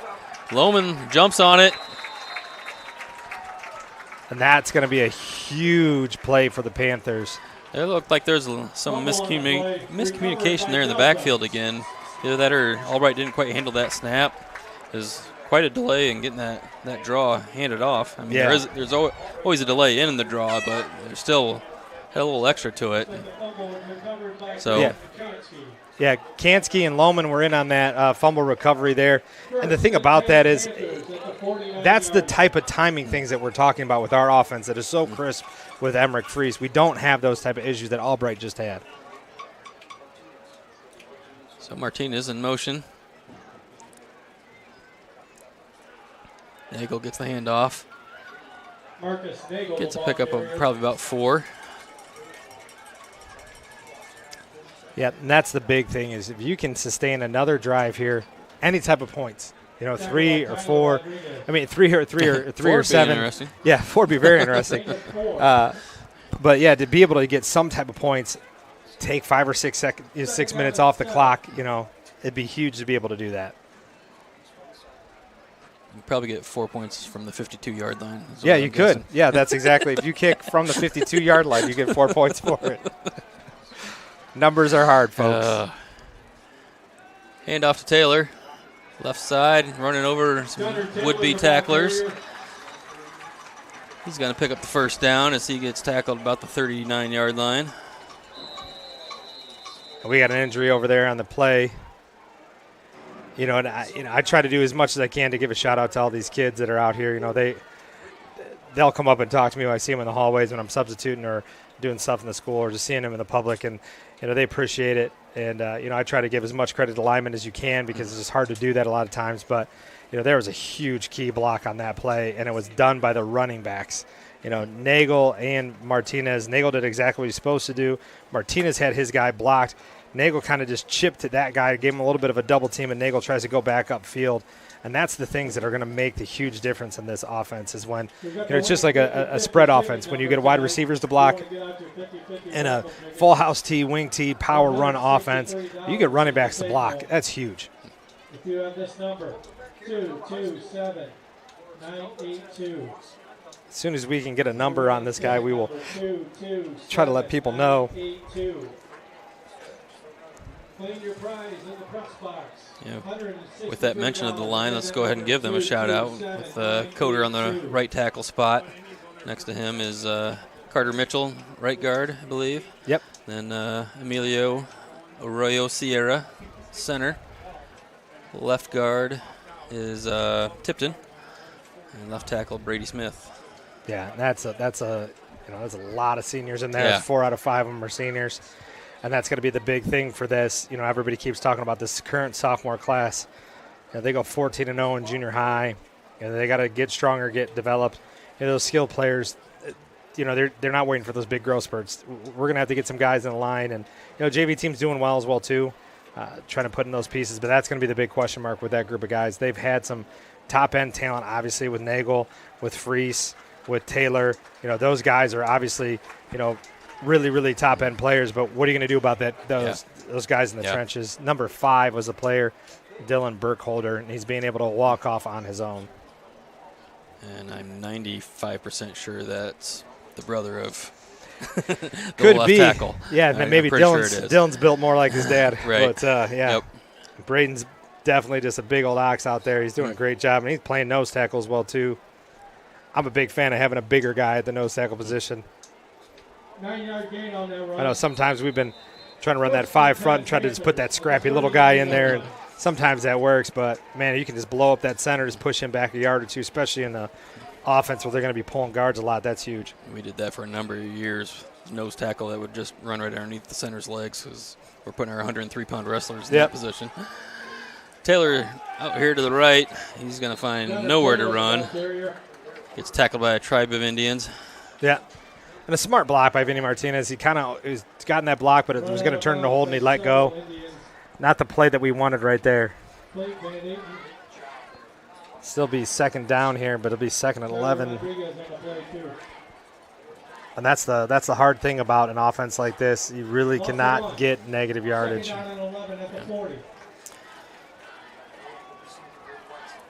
Second and 11 from the 40. Is that Alex York that split out? Yep. Top of the screen. Taylor in motion. Handoff to Martinez on the little inside reverse. And his dives forward and he shook off a little shoelace tackle there. Just couldn't shake him off completely. Yeah. He was trying to kick him off. Once again with that counter, works a lot like a reverse. Gain of 4. Cade Lindermoot checks back in. Third and 7 from the 36-yard line. 7:52 to play in the third quarter here. Panthers up 10-0. Side, I think he had something there, but our angles definitely puts us in a position to be able to play here in the 4th and 1. Sending out the offense, which is really 4-down territory here. There's no sense in punting. No, not at all. Too long for a field goal, so no That'd surprise be a there. 47-yarder. I don't think Alex York has that foot. Hand off to Nagel, left side. He's going to get the first down. Gets a couple, 3 yards. A gain of 2 initially and kept the legs driving. Ended up being about a 4 or 5 yard gain.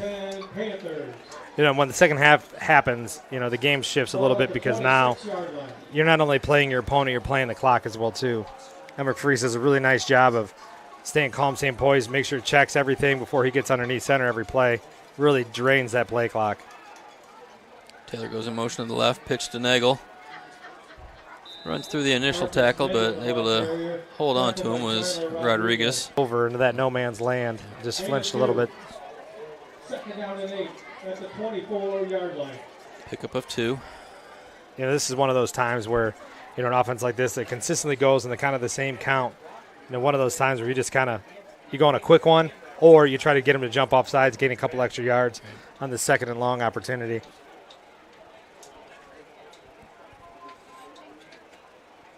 Martinez in motion, looking to throw. I just overshot him. Just a little bit. Man, I cannot believe when he threw that ball. I was like, I thought he overthrew. Yeah, I thought he overthrew. Who's he throwing it to? But you know, he really threw that into an area. Let his, you know, Gunnar Taylor get to that. If he dialed that down just maybe a half a yard to a yard, yeah, that's a big play. But great field vision there by Emmerich Fries. I mean, from our angle, it didn't. I mean, it looked like he was double covered, and we were going to be looking at an interception. But you know, he threw it to that open area, let Gunnar try to run underneath it, just put a little too much on it. So 3rd and 8. Taylor in motion to the top of the screen. Inside handoff to Nagel. Oh, he makes a juke move to the safety. Puts him on the turf. Touchdown Panthers. 24-yard touchdown run. And that's the thing about this offense. You know, how many times have we not been in a full house tee? You know, 85 probably percent of the game. You know, maybe 90 even. And when you have all of these motions and everything going, I mean, everything looks the exact same, and then it doesn't. And then that's when that play can hit, and that's what this offense is made to do. And that's where you can bust off those big ones. Is the Panthers now go up 16-0. And Nagel made a nice move there to juke out the safety, but I think the safety really didn't want to have anything to do with Nagel. With full head of steam. No, not at all. Kick is up and looks like it's good. Yes, it is. 17-0 Delta. And you sit here and think it's like, well, okay, there's 17 minutes, almost 18 minutes left in this game. You got 3 timeouts, so you have plenty of time, but you don't. You really don't against this offense. You know, they're converting on 3rd. They're converting on 4th down. They're really grinding things out. I mean, it's unbelievable what the Panthers are being able to do right now in this game. And so this is really going to push Wauseon, that wants to be balanced, that really kind of goes 75-25. We're not going to see a lot of runs. You might see some scrambles from Albright, but you're not going to see a lot of just true run plays. You're going to see a lot of run plays that are going to try to help you set up a play action or something else like that. They're going to be throwing the ball a lot. So Joe Blystone, who's sitting right next to me doing his report for the paper, just pointed out to me that Nagel's got 20 carries right now for 108 yards. So 5 yards a clip there. So that's what you talk about, you know, grinding it out, ground and pound. Yep. And in a game like this, you know, he's not going to come out with, 8 yards per carry or something else crazy like that. You know, Wauseon's got a solid defense. They've got some big guys up front, you know, giving us a little bit of problems. And Wauseon's, you know, they're playing hard. You know, they're playing fast. We're not busting those type of big plays. I mean, that's the first play over 15 yards in this game for Delta. So. Peasley with the return again. And he'll get it out to the area. Oh, nice. And gave Fredo a little fist bump. So I think Fredo was pretty happy with that kick. Yeah, and great job by Hunter Heineman. I know he didn't get that tackle, but, man, he came in there like a rocket. But he broke down like he was supposed to on that play, made that the returner make a cut on that play, and that's what made that stop here. 1st and 10 for the Indians from the 25-yard line. Albright's going to run it up the middle. Oh, and man, nowhere he's to go. Get stuffed right there. Is that Malachi Ambrose? He has a couple of Panthers there. I think Flickinger was in there as well. Yeah, it was Malachi there. He just met Malachi. Great form tackle.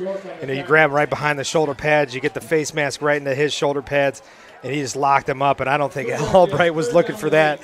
He'll think twice about running that type of play again. I think both defensive linemen on the left-hand side there were able to beat their blockers and get to the quarterback there. Albright looking to run, pushing the blocker in front of him. Ooh, and Ambrose very close to a late hit, but was not the case. Albright's not happy about that. You see him talking to the official.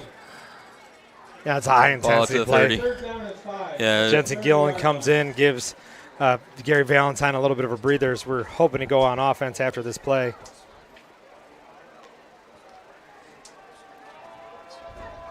I've been very impressed with the Albright kid. I mean, he's been doing a really good job, just doesn't have all the pieces around him to be as successful as he could be. handoff, number 26. It's that clock, you're 3rd and 6, 3rd and 5. They they know just they're said in 4-down territory. Yeah, they and just said so, we're in 4-down yep, territory right now. Let's shorten that distance. And All right, so now I understand, Yep. but I didn't think you're in 4-down territory this Yeah, early. well, But like we said, that's 7. you're giving up 17 6 yards. I mean, you're giving Yep. up 6 minutes every time we turn the ball over. Yep. Yeah, Wauseon defense has not stopped us yet, so a late substitution here. Brady Smith trotting onto the field. That's going to have to be a timeout for the Panthers. Timeout, Delta.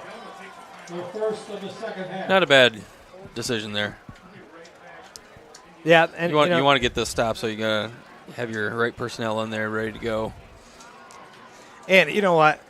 Brady's a great athlete, top end human being too. I mean, he goes to our church, and I've loved getting to know him. We moved in when Brady was a freshman, and so I've gotten to know him over the last 4 years. Spent some time at some church camp with him and stuff, and just a phenomenal kid. All 3 of the Smith kids are great, but as much as he's a top end athlete, he's also 270, 280 He's pounds. not making that sprint. Yeah, he's doing a 40-yard, 50-yard sprint that you're going to want to put him in a three-point stance and then try to make a play is kind of tough. And so it's not a bad timeout there. We're up 17. It's not, those timeouts we're not going to be able to take them home with us. Yep. Get your guys a little bit motivated for this big 4th down play. Yep. You get this stop here, you're definitely going to drain the rest of that 3rd quarter, take a little bit of time into the 4th, get a couple first downs, get some more points on the board, and really open this thing up. Still confusion, it looks like. Getting it settled now. Going Rodriguez to a in 5 motion. front. Albright. Albright runs. He's got a hole on the right side. Gets the first down. Carries it out to the 40-yard line. A little pushing and shoving after the tackle there. I don't know if Alex was going for the ball or not, but there was a little chippiness there. 1st and 10, Indians at the 40-yard line. We had that spike and stuff. I don't know if you were able to go to that, Andy, but No. I was out there watching Alex York, and just like we talked about before, we talked about it on senior night. He's just that kid that can play every sport. Even if you invented a game in the backyard, he's going to be good at it automatically, and he was even good at volleyball. Not surprising. No, not at all. Albright looks to throw. Out to Molina. Can't quite haul that one in. I like that there with Brady Smith working with Jensen Gillen. Jensen Gillen getting in there. He got in there so quickly. Jensen doesn't normally play a ton of defense for us, so I wasn't used to that number, and I was just saying maybe that was a linebacker getting sent on a blitz, but no, that was just Jensen Gillen doing a great job. He's going to get subbed out here for Gary Valentine. It's one of those other sophomores as well, too. 2nd and 10 for the Indians. Molina down here at the bottom of the screen. You got motion here. Oh, that's tough. Looks like the left guard was ready to go on 1, not 2.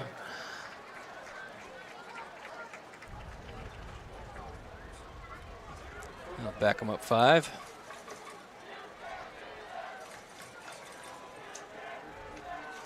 Yeah, and as Andy was talking about before, we've got the us in black and the Indians in the white. It's almost like a Thursday night color rush here, but the student sections are following along as well, too. The Wauseon student section's in a whiteout, and our student section's in a blackout.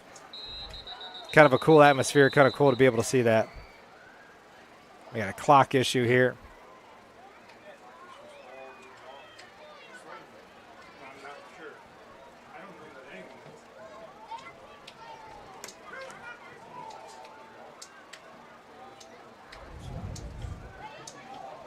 We're going to reset the clock here to 2:54, and I apologize. I did forget that after the lights come on and it gets dark, our huddle cam does not really pick up the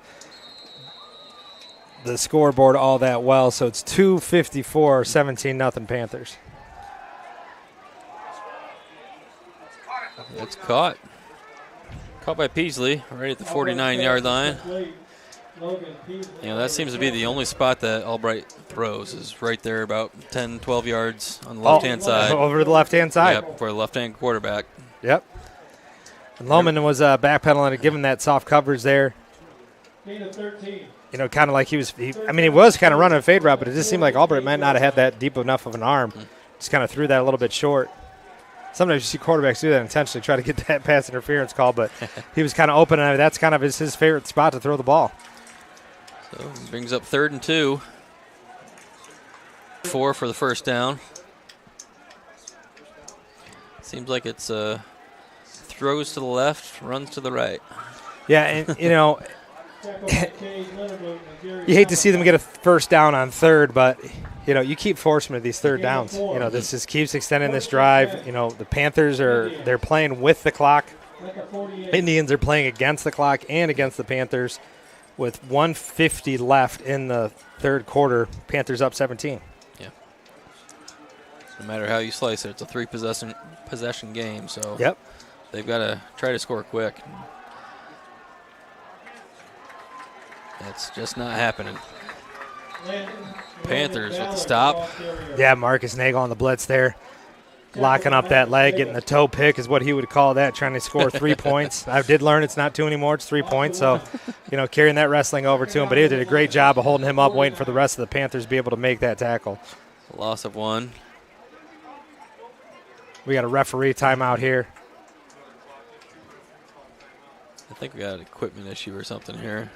52 is going off the field. Could be that, or it could be his name is Jaden Duncan. Sometimes these refs, before they throw a 15-yard personal foul, they just say, hey, why don't you just go take a break for a second, calm down, let's not, get out of control. Yeah. So if that's the case, good job by the officials. Yeah. Albright looking to his left. Short throw to number 1. Yeah, good tackle there by Jaden Lohman. He's right there on top of him. That's Reckner. Thad Reckner with the catch there. Pickup of 4. Now they're going to be second, and what is that? Third. Oh, third. Third. 3rd and 6. A little slow on the down marker there. But that clock is still running. Wauseon's going to have to get in some type of up-tempo here, just like Andy said. They're down 3 scores. They do have all 3 timeouts, as now it's 30 seconds left on the clock. Looking to throw it on the right. There's a man in the flat. Makes the reception, I believe, is Rodriguez.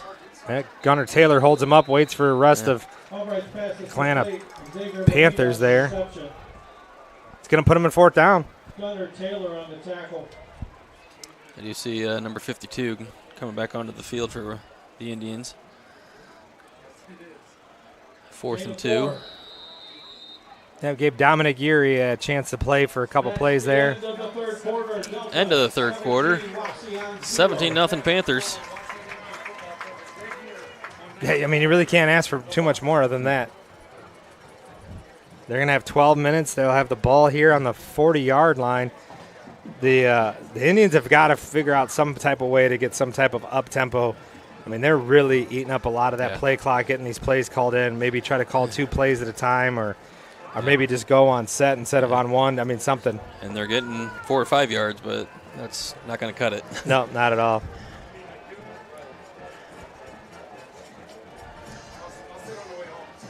It's going to be 4th and 2 from the 40. This is a big play here for both teams. Liberty Center 27, Patrick Henry 0, Evergreen 33, Bryan 24. Evergreen's up 33-24 on Bryan, and Liberty Center is blanking Patrick Henry. Was that 26-0? Something close to that. It was either 26 or 27. Yeah. Kevin Freeman just made that announcement. Those are 2 big NWAL Archbolts dominating Swanton, as most would predict. 4th and 2, start of the 4th quarter. Albright. It's going to try double play action. And it's dropped. Good pressure in there from Flickinger. That'll be a big turnover for the Panthers. Yeah, the play call there, he's faking the handoff to both guys and then try to hit the pass. try to slip him out there. And, I get it. The pass protection's been there the whole game. So they had the time to do that. But at the same time, too, the theory is you don't want to draw from the well too often or too many times. I may want to try to draw from that well one more time. I mean, Albright's getting 3 to 4 yards a carry. Yep. I don't think we've tackled him in the backfield yet, and they only needed 2 yards on that play. I thought he was going to do the double fake handoff and follow one of them, and he ended up making that a pass play. Panthers 1st and 10 from the 40. Oh, there goes Nagel. Finding a hole. Got a nice little seam there to run through and kept going. Yeah. And this is where Nagel's really going to start piling it on. And, obviously, he is our featured back. We're not going to, say otherwise. But these other guys are getting carries as well, too, and his legs are still fresh. Let's pick up a 25 after his last carry of 24 for the touchdown. So those are big chunk plays. Wearing down the Indians, I think. He's getting those big yardage plays now. Yep, 11:20 left in the game here. Martinez in motion. Inside handoff to Nagel. Marcus Nagel, the ball carrier.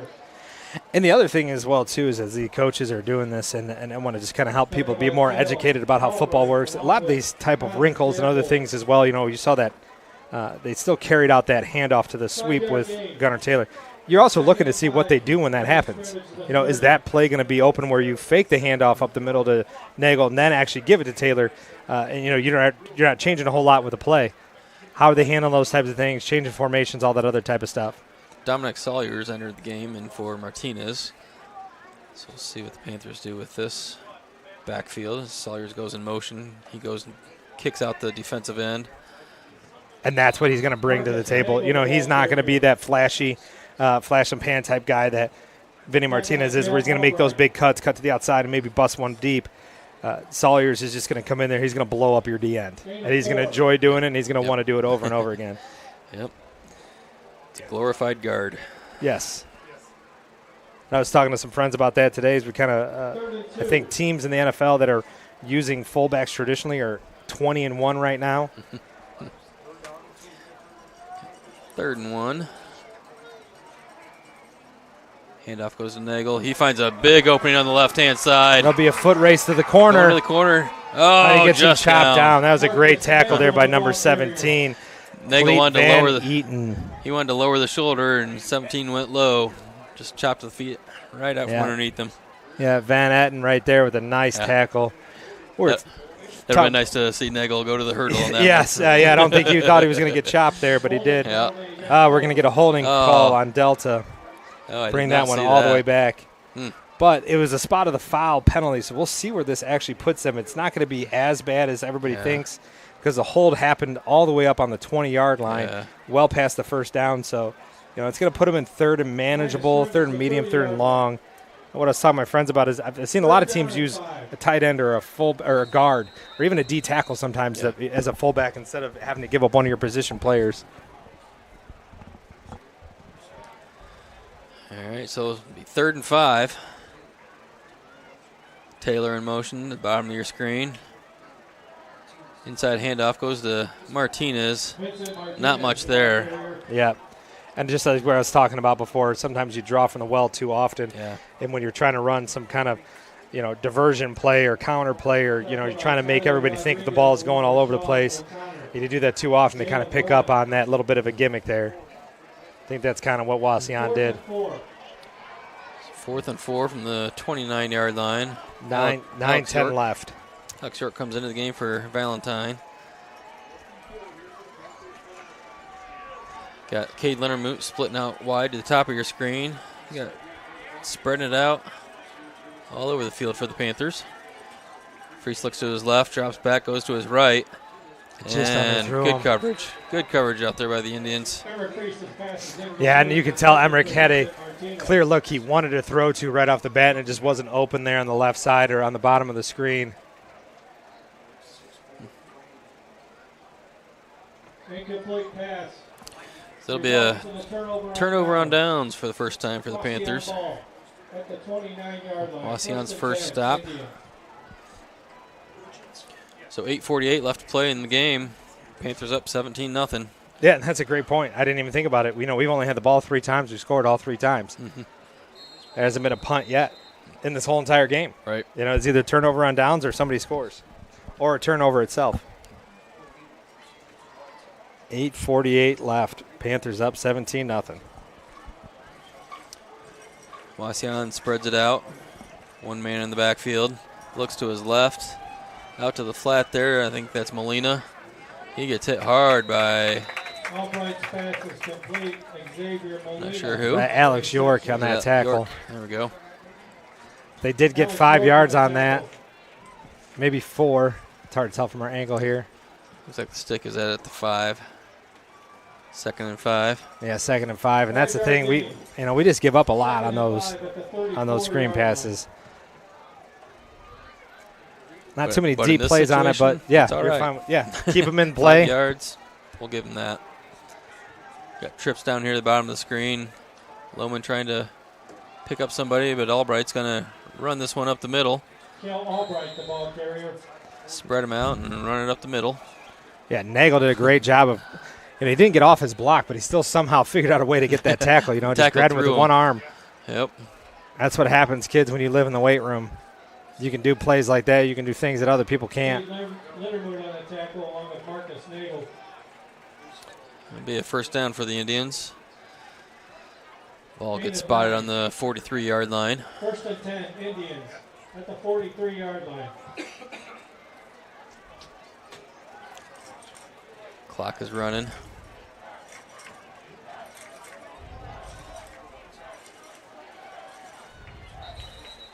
And we're going to get a timeout. Clock was running on that. Mm-hmm. I think they just didn't like what they saw. Just a friendly reminder. The clock stops and lets the sticks move, lets the ref set it, after first down. But as soon as after that first down set, the ball's been set, the sticks have been moved, that clock starts running again unless the ball was ran out of bounds or caught and, taken out of bounds after a catch. But yeah, sometimes you kind of forget about that. You get that first down, the clock stops, and you kind of just take your foot off the gas a little bit. But 7:37 left in the game here.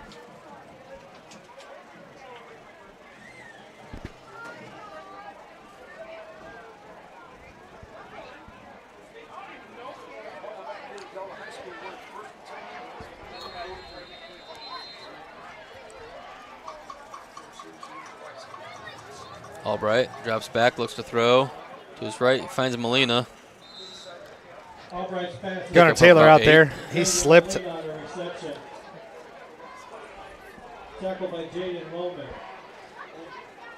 Ball gets spotted on the Panther side of the field. 49-yard line. 2nd and 3. 2nd down and 2 at the 49-yard line. Yeah, trips on the top here. I don't think they've done anything with the trips other than run the ball. They really haven't thrown out of that formation yet. Here we go. To throw to the left. Steps up. Oh, gets some pressure. Got a little bit of a grab there from behind. But he's going to get that first down. Yeah.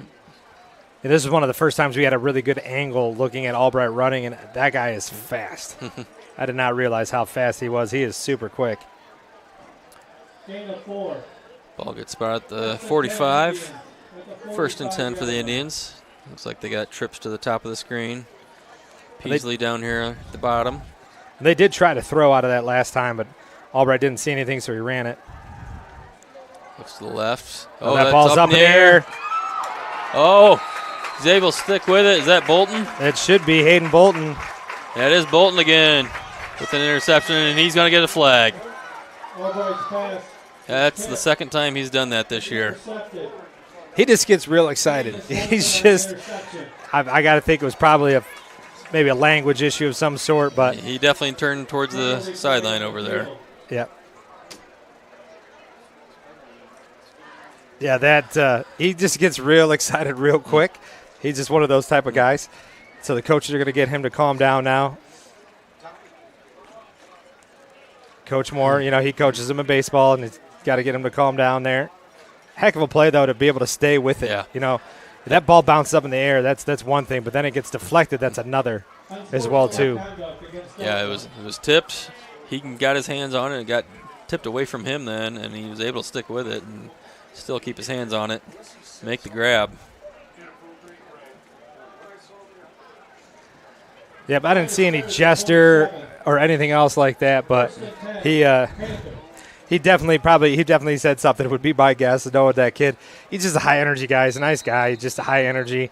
May have just said something he didn't wish to say. First and 10 from the 27. Nothing doing there. Nagel gets stopped. 6:20 left in the game. It's going to be a loss of 1.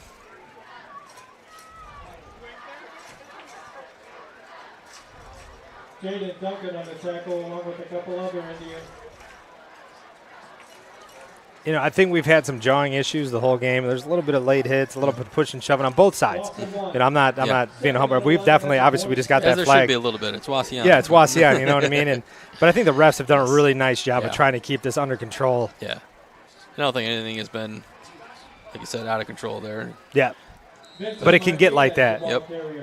Especially there's just one. like right there. As we're talking. Well after the, you know, that's the type of stuff that's going to kind of happen when you've got a neighboring town like this. You know, they're just 10 miles down Airport Highway from us. And, you know, these kids know each other. These kids, you know, they're dating each other's girls and stuff like that. You know, that type of stuff happens. And, you know, so they jaw at each other. And you hate to kind of see one of those type of things. But when it gets to be 17-0 and you're under 6 minutes left in the game, that's the type of stuff that's going to happen. And like we were saying before, the refs have done a really nice job of keeping this game under control. You know, I don't think they've made up, you know, any terrible calls this whole game. And, you know, fans like to jump on them. I haven't heard any of our fans, either side, really get on these refs tonight. So hats off to them. A great job so far. We do have headphones on, though. So that is true. But, yeah, I remember, I think it was 2 years ago, it was, the wrestling team had just beat Wauseon in a head-to-head duel, and then the Village or the Explorer newspaper had a picture of Wauseon's homecoming or their prom, and it was Lindermoot taking one of their girls to prom, and so it was a funny picture there. Handoff goes to Nagel. That was impressive. Short nice game. little jump stop, Yeah. little jump move there, and then waiting to try to see if anything opened, and nothing did. 5 minutes left in the game. And that's the big thing with that penalty. You know, that gives you another first down, and we're taking 40 seconds off the clock every play. You know, we're snapping that ball inside 5 seconds. The play itself is is about 5 seconds as well too. So, you know, 35 seconds from the play clock, the play itself, you know, we're running 40 seconds off the clock every play here. So to give us 3 more chances at that, plus maybe a punt or even just a turnover on downs, you know, that's tough stuff. Taylor in motion. Handoff. Nagel right up the middle. Keeps the legs churning, but stopped at about the 50-yard line. Yeah, 3rd and 5 is now our new 3rd and 3. You know, that's kind of where we want to be. We might be in some 4-down territory. You know, you get it into 1 or with 4 minutes now left in the game.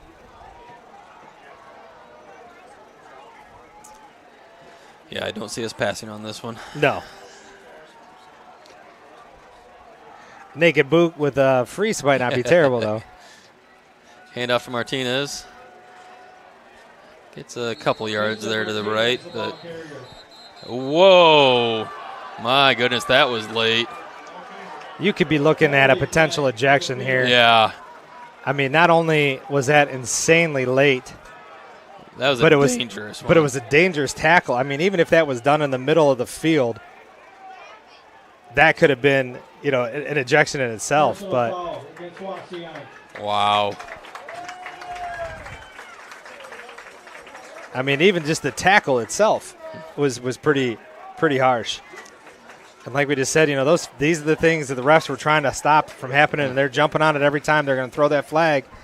You know, our coaches were not happy about that play, and we're going to take another 40 seconds off the clock here. Another, this is another 2 minutes off the clock is guaranteed to come off here. I mean, so you're looking at a minute 37, even if we didn't do anything. Even if they just took 3 knees, you're looking at a minute 37 down by 3 scores.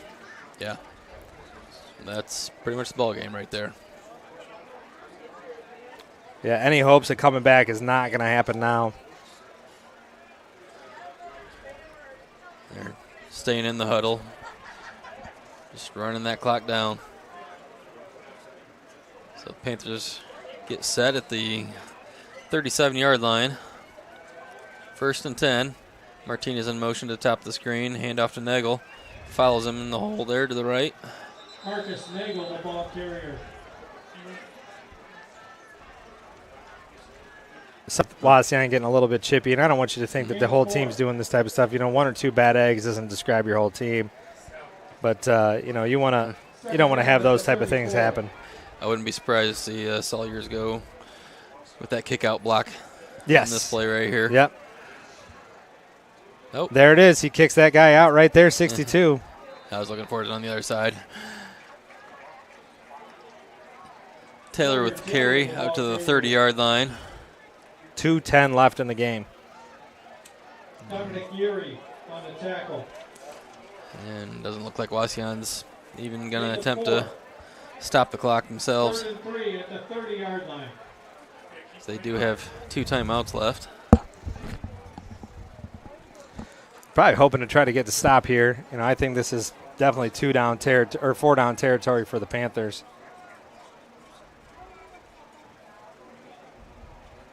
Ooh. Man, he got popped there. Yeah, he got hit behind the line of scrimmage. Taylor with the carry, stopped short of the 30. Yeah. But again, you're in no man's land here, so we're going to go for it here. I'm also not against the let me try to get you to jump off sides play here. Right. And even worst case scenario, you punt. That's not terrible either. Drop back 5 yards. That's a puntable play for us. That'll drain more clock as well. Taylor in motion. Handoff inside to Nagel. He gets tripped up. I don't believe he's going to make that 1st down. That'll be very close, though. I mean, we're looking at half a yard either short or half a yard over the 1st down or right on. They're going to look at it. They're looking. And they're going to measure. Here.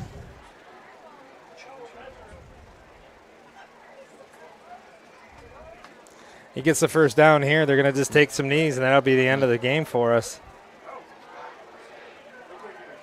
It definitely looked like he was short, but, I mean, like I said, it's a half yard either direction. So the chain gang gets a little bit of work. And he's going to be short. 6 inches short. And like we said, Wauseon has had a great defensive game. I mean, they really have. I mean, it's a hard offense to stop us with. We're going to ground and pound. We're going to grind you out. I mean, it's not going to be an easy cakewalk. And, outside of 2, penalties there, I think they turned the ball over. Yep. Without those 2 penalties, we turn the ball over. They've got, not a great chance, but they've got an opportunity. 53 seconds with 2 timeouts, you're down 3 scores. Yeah. It's completely different with 5 minutes left, down 17 with 2 timeouts. Especially where we were as well, too. The first time that happened, we were on our own 30, and then once again on our own about the 50-yard line, roughly around the 52-yard line. Could have been a 4-point play for us. I believe we got a new quarterback in here. That's a smart play. You don't want to see somebody get injured. All of these refs get them on with a quick whistle here. There's a run by number 10 for the Indians. That is Brady McGuire getting a chance. Sophomore. Wauseon not calling a timeout, so this will be the last play of the game here.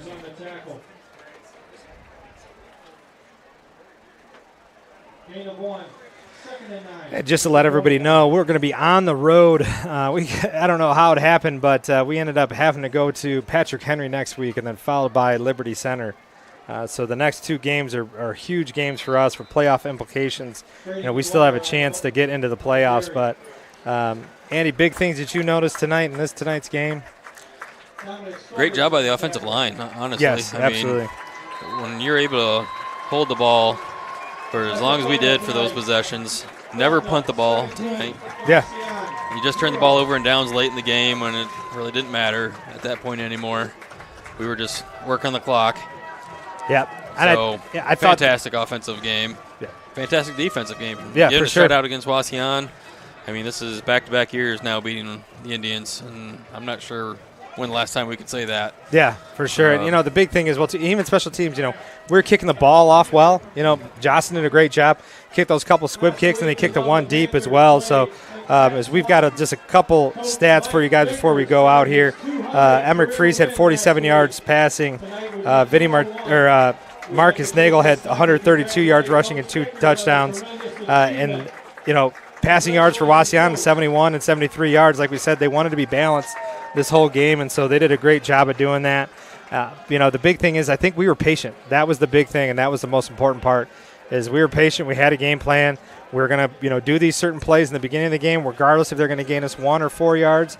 We're going to do them, and then we're going to run those counters. We're going to run the different looks out of that type of stuff from there.